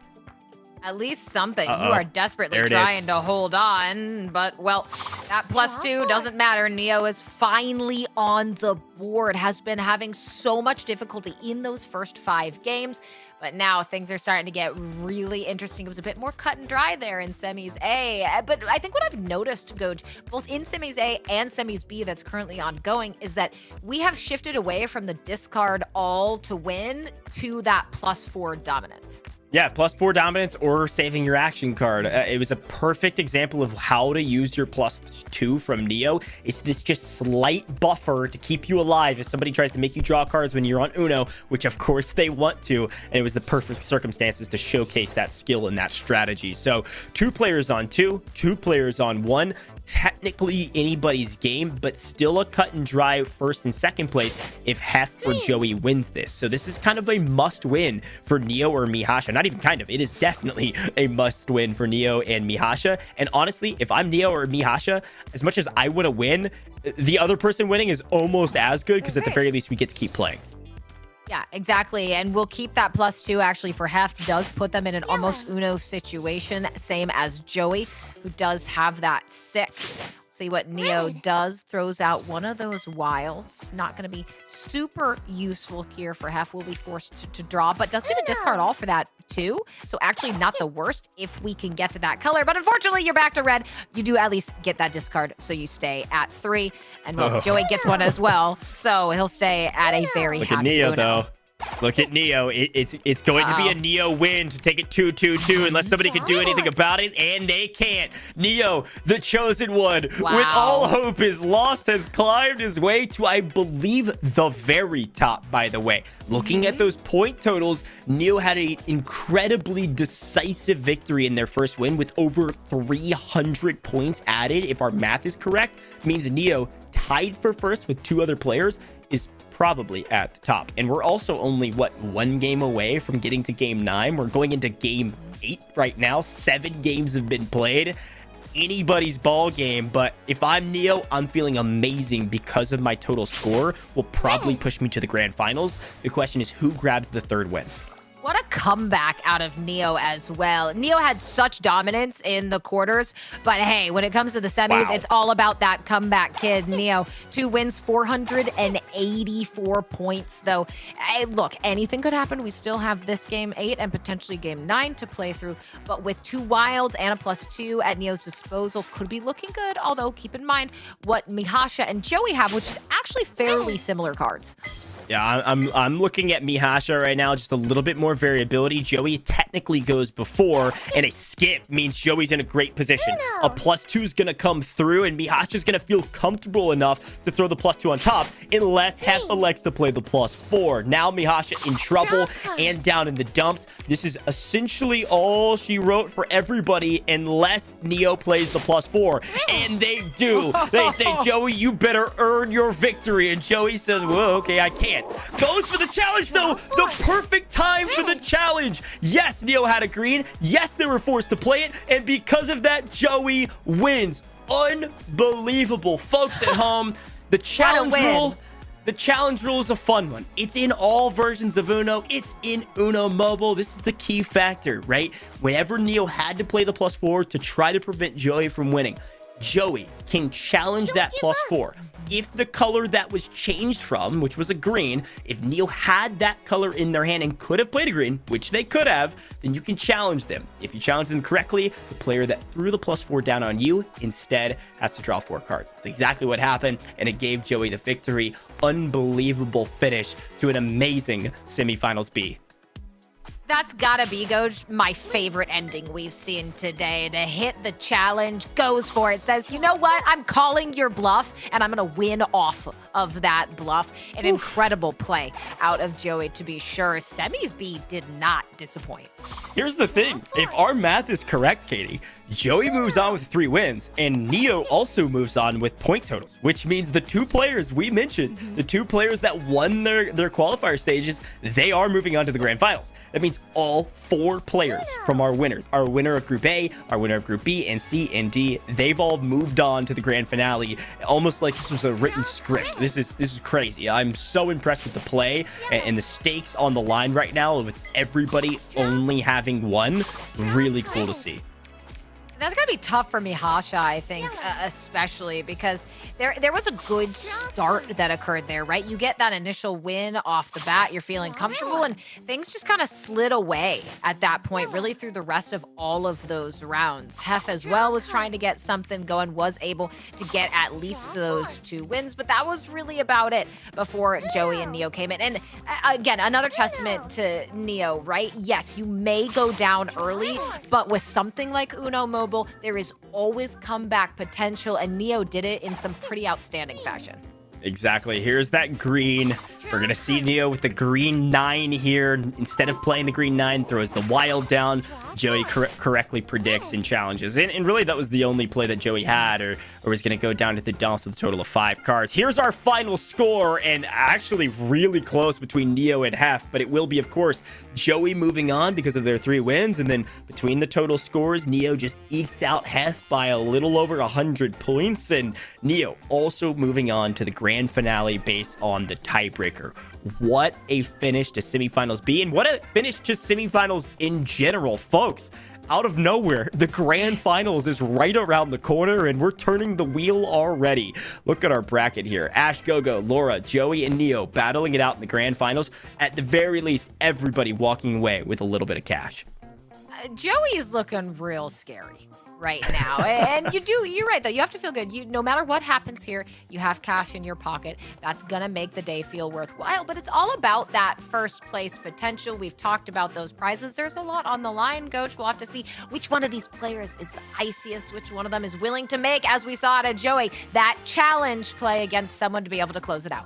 Exactly. Well, hey, I'm sure you're enjoying the action because we're having a blast. So if you want to get involved in Uno Mobile in the community, you can go check out the Discord, !Discord, one of our commands in the chat if you're watching this live. I believe it's in the description as well. But also, you need to go download Uno Mobile to get involved with the community in the Discord. Go play with your friends and maybe make some new ones in the Discord, and go download Uno Mobile for free right now in the iOS or the Google Play Store on your Androids. And folks, I told you you didn't have to wait as long as last time. I've got a giveaway for you. You can go type it in right now before the finals. First Feb champion. 1 ST Feb champion. Go into Uno Mobile right now. Don't worry, we'll wait on you before the grand finale. Open up your app, head down to the settings, all the way down to the gift code tab, click redeem, and type in First Feb champion, and you're gonna get a little bit of some extra rewards. But this one, it's not around for as long. It's a little bit more limited time use here. There's only 1,000 uses in total, 1,000 coins, 15 diamonds, and I believe 8 shields as well. So a nice little reward for watching the broadcast all the way to the grand finale. And don't go anywhere, by the way, because guess what? There's one more giveaway coming soon, right at the end of the grand finals match. Don't go anywhere. Watch the amazing action. You'll be rewarded by hanging out in here. And I think this is a good time, Katie, to bring up our prize pool one more time, because everybody's walking away with cash, whether you're watching, you're walking away with some in-game currency, or if you're playing right now and you're still in this tournament, you're at the very least walking away with $500. Look at our prize pool here. Yeah, 3K in first 10,000 diamonds as well. There's just so much on the line. Obviously, third and fourth, yes, you're going to walk away with the same amount of cash, $500 in your pocket, but it is going to be the difference of 1,000 diamonds on top of that. No matter what, I think you're going to have a smile on your face, but every time my eye is drawn to that beautiful gold ribbon, $3,000, 10,000 diamonds, that is going to be an excellent way to start your weekend. Yeah, no, absolutely. $3,000 in your pocket, or even $1,000 for second, is a great way to end your Friday evening, or wherever you are in the world. We're happy that you're here. Well, folks, we're having a blast, and I hope you are as well. We've taken a look at the bracket. We've seen the matchup. We've talked up these competitors, but the onus and responsibility to win some money completely lies on them. I know we've got some polls happening in the chat. Vote on who you think's going to win and who will be our very first 2023 Uno Mobile champion. We've had a blast in the Community Cup thus far, and we've got plenty of more competitions coming your way shortly. And speaking of competition, the Grand Finals is here, Katie, and I can't be more excited. Let's jump right into it. All of the winners from our quarterfinal groups have made it here to the grand final, and whoever strikes first is going to have the momentum to try and carry themselves through the rest of this final. You do have some nice cards out of Neo as well, with 2 wilds to work with. Does have that plus two to put down, but that will go to Laura as Ash will be forced to use that wild. Laura can't really answer back. Unfortunately, we'll have to take the 6. Best case scenario for Neo, you already get a wild out of Ash, keeps him out of the playing field, throws down a base wild, and you've got the +4 in pocket. This is an early Neo win. The chosen one coming out on top early, unless something catastrophic happens here with a top deck draw of a skip. And no, Joey's going to go ahead and change color and hope that's going to be enough. Of course, it won't. Neo, first map done and dusted in barely over 60 seconds. Neo on top, 1 win in their pocket, 2 more to go. Looking real reminiscent of what we saw out of them in that quarterfinal stage. They struck fast, they struck hot, and they were determined to take that early lead. Now, there weren't a lot of wilds distributed, really, I think, at all. There was some action cards available in the rest of the decks. There was also a decent amount of cards, so it should be point-wise a nice amount going to Neo. Might have hoped maybe for a wild here or there to really bolster up those points. But regardless, with how decisive that win was, you gotta feel good. And a great draw here. It looks like Laura's got maybe just a touch better of a draw as we hop in about 10 seconds into the game, and Neo will go ahead and burn that wild, which Laura won't have to. So Laura, technically on paper, probably the highest % chance of winning, but who knows? Laura's sometimes a little bit of a wild card, and it does work out in her favor. She will probably burn one of these wilds maybe earlier than we even expect, but with a quick reverse, that's best case scenario for Neo. Keeps it in Neo's hands. Gonna reverse it right back, keep the flow going, hoping for maybe a triple reverse there with Neo still 1 in pocket, but the green coming down. Joey down to only reds and not a wild to be seen. The +2 might force Laura's hand. You know Laura likes to sling, and she will. Throws down the +4. Total of 6 going to Joey, and he can't do anything about it. Neo, Katie, he's looking real good now. 1 can be thrown, and down to the final 2 cards, and one of those is a +4. You are got to feel very comfortable right now if you're Neo, but also Laura as well. But Neo, do you do that top deck draw? Or yes, nice. Exactly that. I think, yeah, you do not want to get rid of that wild. Laura is going to play that wild, though, brings it back to green. Now, everyone knows that is a green in her deck. You want to get away from it, and Neo will have to play that. Bring it to anything that's not green, does just that. Ash will also play that +4 to put 8 in Laura's pocket. Perfect circumstance to see the 8s get stacked and Laura having to draw there. It was a good call to wait on the +4 and a great time to play it. Neo knows what they're doing, goes to Uno and reverses into the discard all. This is textbook Uno Mobile right here from Neo, and on death's door to take it to 2 wins. All they need is a little bit of luck with somebody changing it to yellow, and I'm not sure they're going to see it yet. Let's see if we can get a good top deck draw here for Neo in order to go to 2. Does get another green. Keeps green, but good for Laura. She's going to be kind of climbing her way back into the mix here, and Joey's pretty favorable as well. A decent yellow draw. If it goes to yellow, can surprise the competition, and it does. Neo gets every piece of luck afforded to them. Neo takes map number 2 and wins. 1 map away from closing this thing out in a blaze of glory. Now, I think this is worth talking about, Katie. A fantastic win. If Neo goes 3 up, 3 down, and wins the finals here, everybody else has 0 score technically, based on the way score is calculated, right? Your score is calculated based on your win, everybody else's cards given to you. If everybody else has 0 wins, what do? It's really simple. Those hand points that all went to Neo, the amount of points that they were able to tally up in those games, and they all went to Neo at the very beginning, those become your point value, and you want the lowest amount of points. That will win the tiebreaker. Walk through that more if Neo does grab another win here. However, I'm looking at Joey. 2 +4s and only 5 cards. Joey's in a good spot to maybe grab a win. Yeah, I agree. This is a moment Joey's going to have to try and capitalize on, but Neo, wow, the chosen one indeed thus far. It's so strong in these first two rounds. Does change it to yellow for Joey. That'll help Neo out. We'll be able to at least drop that one, and we'll have those 2 action cards. Uses actually, though, to play that wild into that +4. We'll head toward Ash's way, gives him a nice amount of +8. And I believe, yeah, I didn't realize, I think Joey had played that +4 previously, so the only decision that could be made there as Laura swings it back over to red, which, hey, top deck, happy to throw that down for Joey.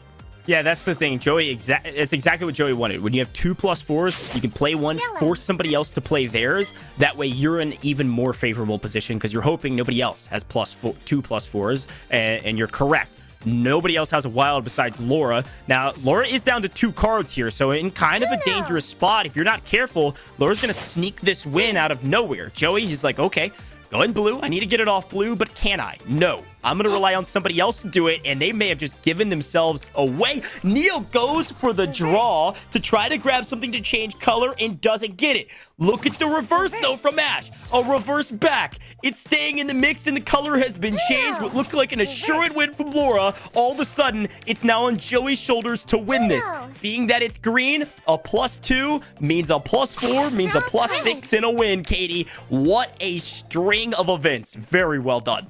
If I'm Laura, please do not go back and watch this portion of the VOD, because if you witnessed that and could see everyone's cards, I would lose composure if I were Laura. But wow, Joey, what a play. And you said it right. Sometimes it's the hand you're dealt at the very beginning, and having those 2 +4s really made the difference. Well played. Joey on the board. Neo now going to have to try and close it out before maybe there's a momentum shift. Yeah, we swap perspectives here for Joey on screen because they just grabbed that win. But don't forget, Neo's still on match point. I got to give a shout out to Neo, by the way. Trying to change colors, even though they had a blue by drawing and then saying, well, I drew this, I might as well play it.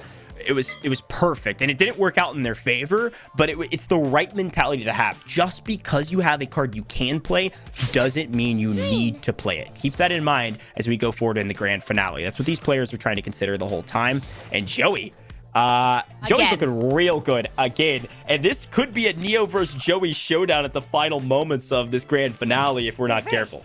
Well, keep a look too. Joey with 1 win has 211 points to Neo's 2 wins and 298. So if Joey can pull something out here as well with these +4s, and we'll see, does he elect to just pull out a +4? Does he want to challenge? No, just says we're going to go to blue. I'm going to use one of these wilds. Could very easily here take the lead, even if they're going to have tied wins with Neo. Laura, though, also chooses to play that +4, switches it over to that green, right? You have to do that so that Ash ends up with those 12 cards. But now you got to be careful if you're Joey, because you don't want it to stay on green. And well, Neo says you don't even have a chance to play that wild to change the color. Laura says, thank you very much, Neo. I will happily take that win. I thought Neo was going to do the strategy last time, which is if I skip here, I think we lose because Laura was the one that changed the color. I'm going to go for a top deck draw to try to change colors, but instead said, I'm getting this action card out of my hand. I don't want this amount of points to go forward, and pray that maybe it was a bluff. Unfortunately, it wasn't. Laura, I'm just going to throw it out there. Laura is an aggressive player, throws those cards out early. It is not going to throw any bluffs your way. Let's just be very clear. If we've been watching the broadcast, we all know it. Laura grabs their first victory and is perfectly situated to either grab that second or third place spot should things continue. Who knows? Laura could win this whole thing, but at the very least, Laura has differentiated themselves from Ash Gogo, who also had 0 wins at the time. Joey and Neo still on match point at the top, but anybody's game. And Laura is looking great with 2 wilds and a yellow. Yeah, Laura looks excellent as well. You have a discard all and a +4 at a Joey, which could potentially work very well in their favor.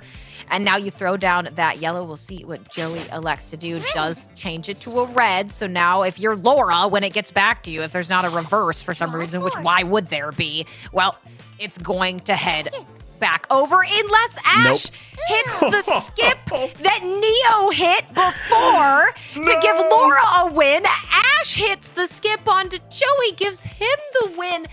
Oh, Ash and Neo gotta be regretting their choices over the last 2 rounds, Gojj. Katie, that's what's crazy is that's over. That's it. The winner of February finals is Joey out of nowhere. Surprised us both. The skip into the discard all MVP, but the winner of this map was Joey, and I am blown away that was how we finished that last map. I'm actually shocked that it was back-to-back exact same skip tragedy situations. First for Neo rather, and then for Ash. So now take a look at this. Joey with 486 points. Both him and Neo on finals match point here if one of them can pull it out. This is it. I was saying how it was kind of match point. Now it's actually match point. Joey and Neo. Next win wins it all. Wins $3,000. Joey gets into the color of his choice and has 2 cards left. A little bit of buffer with +2, but not enough to ward off this +4 that's about to slam on top of him. That's gonna be 8 over to 12. Joey in a blender. It's not over yet, Joey. You better be careful. Watch your tone a little bit here, Joey, because you thought you were feeling real comfortable, and now all of a sudden you're deep within the blender. And yes, you drew a wild, but you did not draw one single discard all. But Joey's going to have to send this back or change it. Oh my gosh, because there was potential there for Laura to go down an Uno possibility with that discard all. Nothing done just yet. Well, I say as now, Neo puts down that 4, does have the potential to end it all here. Although with a 1, yeah, that's useful for you if there's 10 seconds left. It's not quite as useful right now as you don't get that top deck pick. Yeah, there goes all the yellows from Laura. Keeping it yellow is smart. Joey now probably knowing he's the only one with yellow. He's going to try to keep it here as long as possible. Everyone drawing means they're either not playing their wilds or they don't have them. Of course, we know it's the latter. Joey could crawl their way back, but he's going to have to get insanely lucky with the cards, and red's actually pretty solid. He can continue the train here to either skip or add cards to his opponents. Keep this thing alive. Watch out for Laura. If this goes green somehow, all of a sudden, done and dusted. Down to 1 final card and down to the last 60 seconds. Stays green. Joey with a dangerous move that ultimately costs him the victory. Laura comes out on top. And Katie, we've got 3 players sitting on 2 wins. Laura's back in it, and I love it. Again, all of these wins, almost all of them realistically, or at least the last 3, Gojj, have been someone else making a misstep or making a gamble that did not pay off for them. Yeah. And 2 of those have gone in Laura's favor. So you got to feel great about that. Now, the question, can Ash Go get something started here, get on the board as well? But a 3-way tie at 2 wins, we have not seen that yet.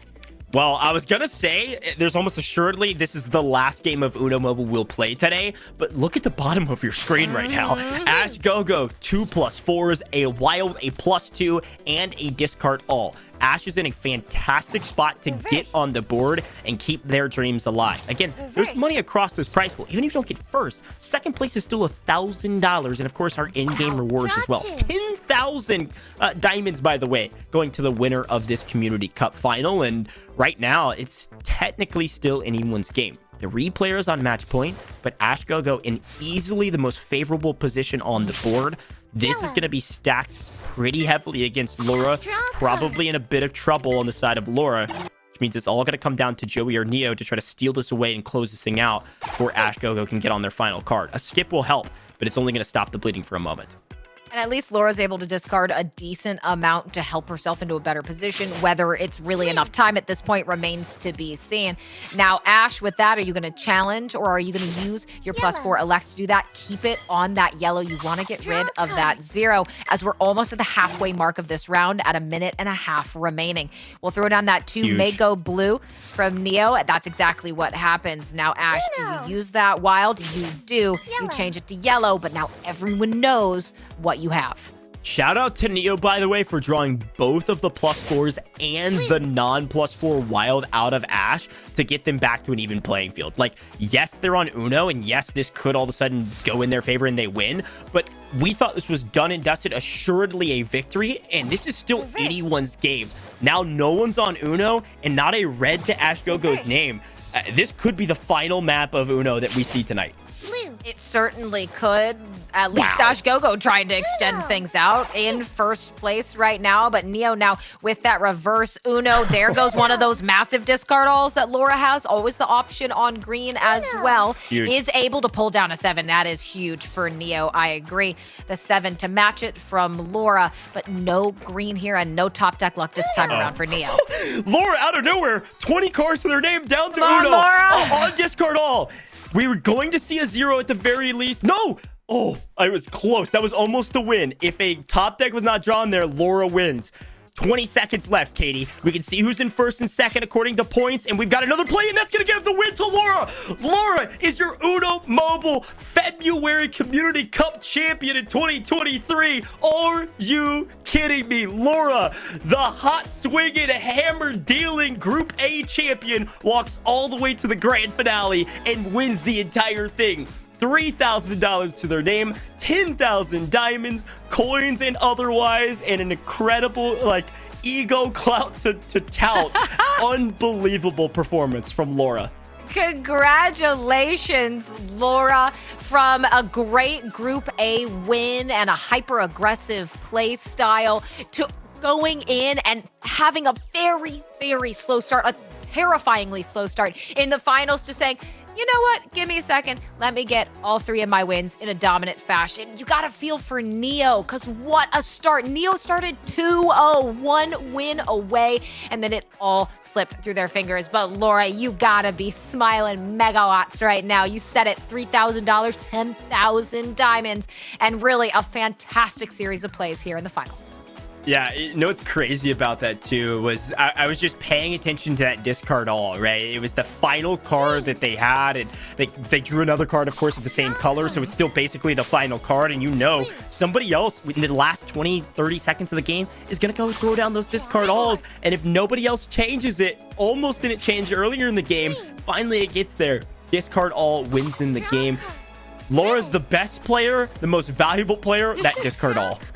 Yeah, that discard all indeed really was the name of the game. We saw a bit of a shift to action cards and +4s in the semis, but it went right back to the basics for her from what we saw in Group A, those discard alls. And I think what I love too is when I was looking at chat at the very beginning of this Community Cup tournament, Gojj, I saw so much support for Laura in chat. And now you see the same exact thing again. A lot of love for Laura, and deserve it so, because it was really a momentous comeback and a momentum shift all in Laura's favor toward that latter portion of the final. Exactly. I love taking a look at some of these replays too, because you can see some of those wins come through. There was Laura's second win come through in our replay, and Ash Gogo had a chance here, and Neo honestly MVP at the kind of that last map to swing it over to Laura's side. Obviously not what they intended, but Ash should have handily won that map, but Neo kept forcing them to play the +4s, and here was the final scoreboard. This is what's insane. Neo started out with 2 wins at the very beginning, but they weren't large enough. Look at Joey sneaking into that second place position to walk away with $1,000 to their name. A huge win, of course, for Joey, Neo, Ash, you all played fantastic, and you're all walking away with something. But Laura at the top with those 3 wins means Laura's walking away with the lion's share of the 5K. $3,000 and a lot of diamonds and a lot of coins. Congratulations again to Laura. Let's take a look at the bracket one more time, Katie, and kind of walk our way through this. And start, of course, in Group A, where Laura's kind of origin story really began. Laura won Group A, and not necessarily handily. It was a pretty nice battle between Laura, Hef, and Pocahontas Alex, especially towards the end of Group A, but she still came out on top. Yeah, she did, and actually went through in those semis A. It was Ash with the dominance with that 3-1. Laura skating by with that 1 win. But look, it doesn't matter at that point, because you get into the grand finals. You're able to mount that comeback. You're able to utilize that board, those cards, so very effectively. Laura playing in that aggressive play style, and it paid off every time.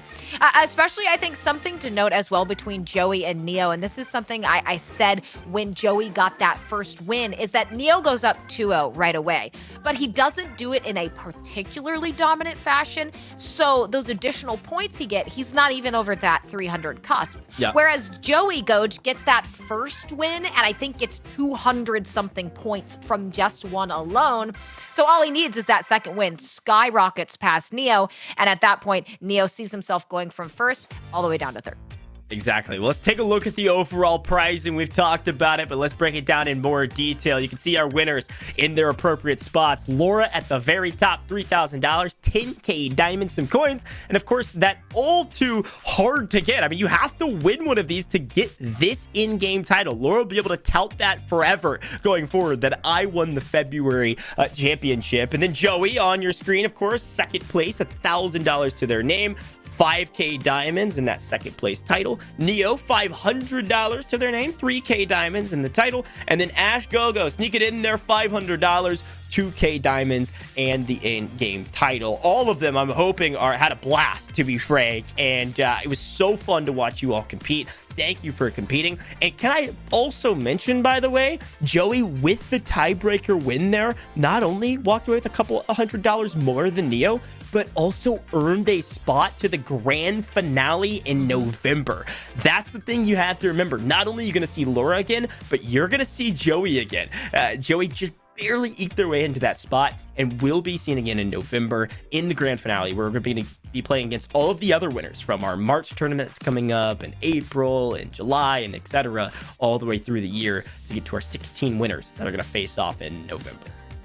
Yeah, and I've seen, look, Joey in chat, Laura in chat, congratulations going all ways. And I think that's great, right? Yes, if you're Joy, you wanted to get that first place win, but you'll take that second place because, as you said, it books you that ticket. You are going to have another opportunity to showcase your skill set. So massive congratulations to Laura and Joey and Neo and Ash as well, making it to the grand finals and placing.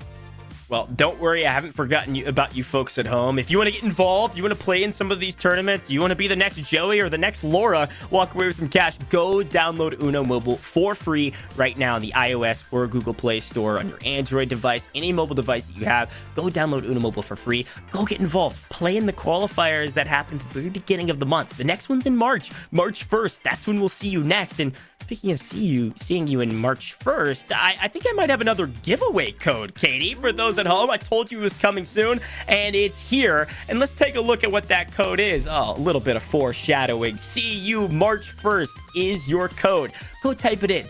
We're not done with the show yet. We've got a really cool interview that we're going to be able to do in just a moment with our winner. So while we're waiting on that, open up Uno Mobile, type in see you March 1st. Go over to the settings tab all the way down to gift code, click the redeem button, type in see you, not Y-O-U, just the letter U, March 1st. Excited about, of course, March and our event in March, but also excited about you all being able to walk away with a ton of rewards just for watching the show. I think this one, by the way, 1,000 coins, 15 diamonds, 8 shields, and I think it can be used about 1,000 times. So go get into it right now as we wait on our interview to get started in a moment, and then we can close out the show. Excited that you all have been able to hang out with us all day today and hopefully reward you for doing that. But also, hopefully you had a blast just watching some amazing Uno Mobile.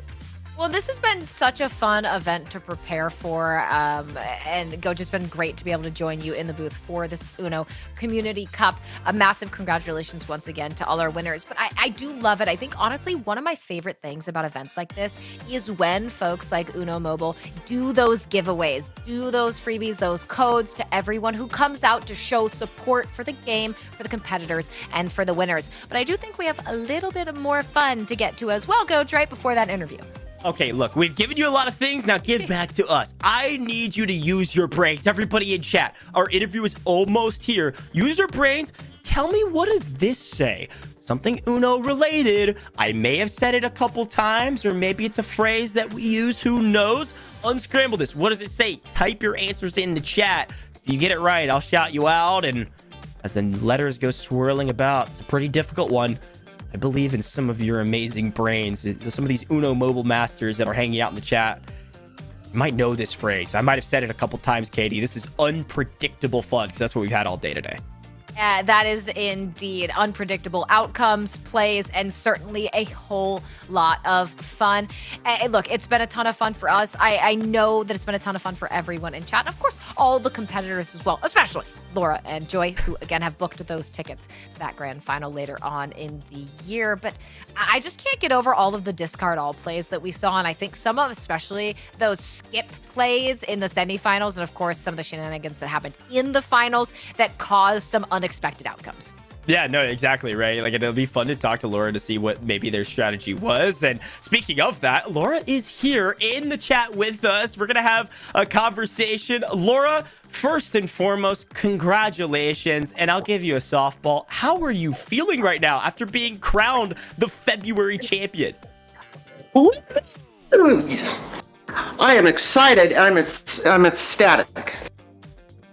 That is awesome to hear. We have had a blast watching your gameplay today, and I'm getting a little voice in my ear that's telling me you've been playing Uno Mobile for a long time. You've been a part of the Uno community for a long time. So tell me a little bit about that. When was the first time you started playing Uno Mobile? 4 years ago, when it first came out. Yeah, I've been playing for 4 years now. So it's an everyday thing that I play. Well, I'm curious. So 4 years, almost half a decade of dedication, and it pays off as you are the champion today. What got you started in Uno Mobile that made you say, you know what, I'm going to download this app and someday I'm going to be a champion? I used to play Uno growing up as a kid.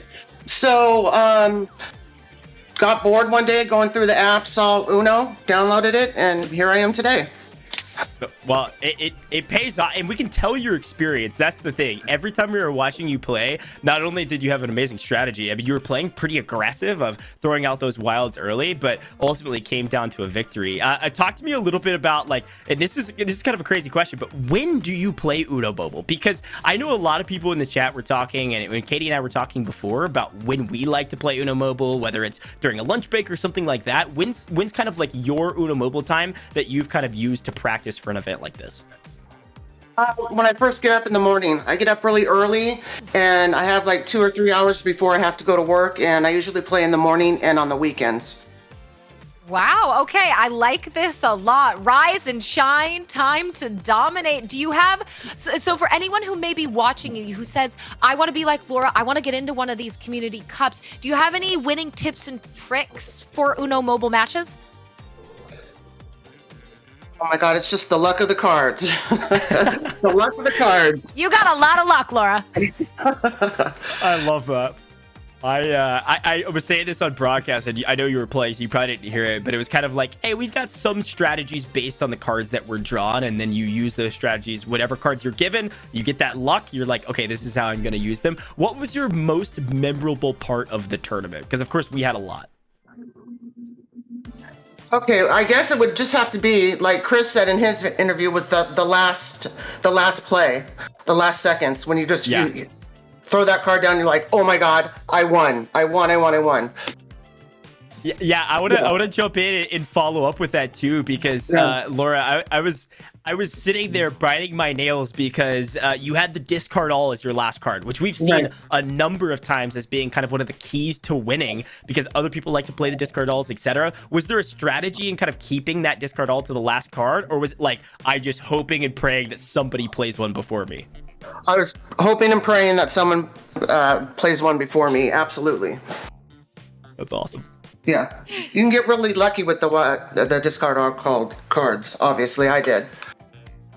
Yeah, it's a great card, and it's something that helps you kind of clamber back from being behind. Well, I've got one more question for you here, Laura, and then we'll close this thing out. I need you to, I'm going to give you some room here to thank any friends, family, friends in the community, any final words that you want to say. We want to kind of open the floor for you to thank those people that have watched and supported. Well, I want to thank my long-time Uno friends and the Discord community. Our moderator and lead everything, Mr. Neil. Love him to death. And we have become good friends for the last 4 years. We were the first ones to join the Discord server together. And I just love the relationship that we have now. And I just love everybody in all the communities. We have the Facebook, the Discord, our clubs within the game. It's great. It's really fun. And I'm the champ. Yeah, you are. You tout that. You tout that, Laura. I still can't believe it. I'm so unlucky in this game sometimes, and I still just can't believe I won.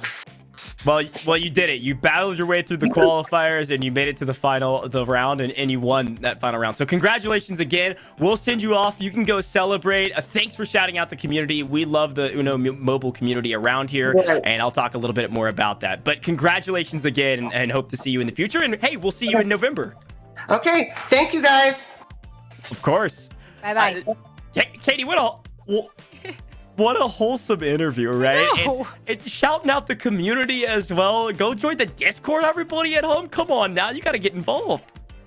That was, I love that when you get someone who comes in and they're like, I can't believe it. I have played this casually and then maybe more seriously as the years have gone by. Someone who just loves this game, loves what Uno Mobile provides for them as an experience, wakes up every day and plays Uno Mobile, and now is a champion. Congratulations to Laura. I can't wait to see what she does at the November Grand Final. But I agree, Gojj. It's those heartwarming shout outs that she gave, everything about how excited she was in that win. It just makes you feel all warm and fuzzy inside.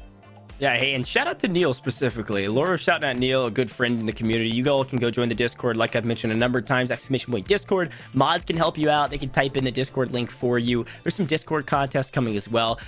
Time and time again, this is the second time we've done one of these, and both times the winners have said, the community is amazing. I love the Uno Mobile community. I want to do more of this. So shout out to both of our winners, of course. Our debut winner with Chris, and then Laura this time around, giving a lot of love to the community. And one more time, big shout out to Joey as well. We're going to be seeing Joey again in November. We'll see if Joey can maybe turn his luck around and make his way to the grand finale in November and maybe win that as well. But Katie, I got to ask you a question before I send you off.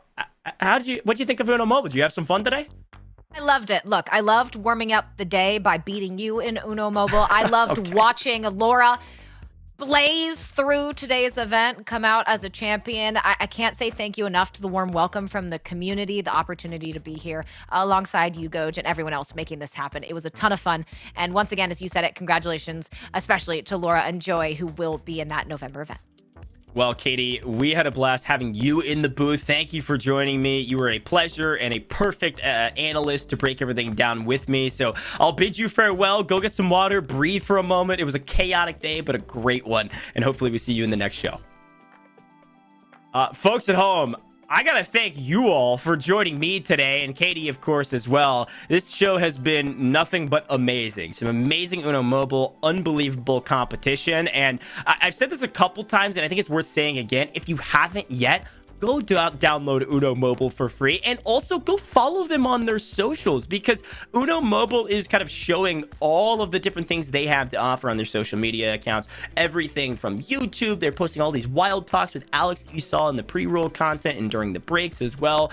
Go follow them. YouTube, Facebook, TikTok, that's where we live streamed as well. And of course, you can get involved with the community by joining the Discord and playing the game by downloading it for free. And something else that's worth mentioning, by the way, is that last summer, during our All-Stars event, Lily Pichu won that event and won a solid gold Uno Mobile card. And if you're watching the show today and you're like, hey, who's that voice behind all of these games today? I don't recognize it. That's Lily Pichu. She not only won the All-Stars and she's a famous streamer and influencer, she also has her own voice pack in game and her own emoji pack that she drew. You can go check out the Lily Pichu voice and emoji and her avatar frame that she created in app right now. Go check it all out. She designed it. It's amazing. And we love hearing Lily Pichu voice every time somebody gets Uno or otherwise. So go check it out in app. I'm sure you're going to enjoy it and get a little taste of what Uno Mobile Community Cup is all about. And speaking of the Community Cup, hey, we're not done here. We're done here today, but the next event is just around the corner, especially if you're trying to qualify. Not only is our next live show, the March monthly finals on March 17th, but you can get involved in the qualifiers, just like that giveaway code said, on March 1st. Qualifiers start March 1st. Our live show, I'll be back right here, same place, same time on March 17th. Don't miss it. Put it in your calendar. Come have a blast with the community and see who wins the March finals. Now, folks, you might be saying, okay, March, I'm not going to be around March 17th. Well, hey, guess what? We've got a whole year of events that I'm going to be walking you through. February, today, you saw the winner come through. That was Laura and Joey that are going to be moving on to the November grand finale. March next month, we've got another one in April, May, July, August, September, October, and all of those winners will all come together for our November finals, the grand finale, battling it out for $10,000 at the end of the year. You can see those monthly finals live dates down at the very, very bottom. Come back, screenshot this, whatever you need to do. Put those dates in your calendar and come join us. Now, I talked a lot today. We went through the whole roadmap. We had a blast of a day here with Uno Mobile. And again, I want to thank you again for hanging out with us today. Earned a few rewards along the way, and we'll have more of those next time around. But until that March 17th tournament, until those days, go play some Uno Mobile. Hopefully I'll see you here and I get to cast over you playing this exact same tournament in 1 month's time. But until then, folks, stay safe, have a great weekend, play some Uno Mobile, and maybe play it right when you wake up like Laura. I had a blast hanging out with you, and I'll see you guys in the next show.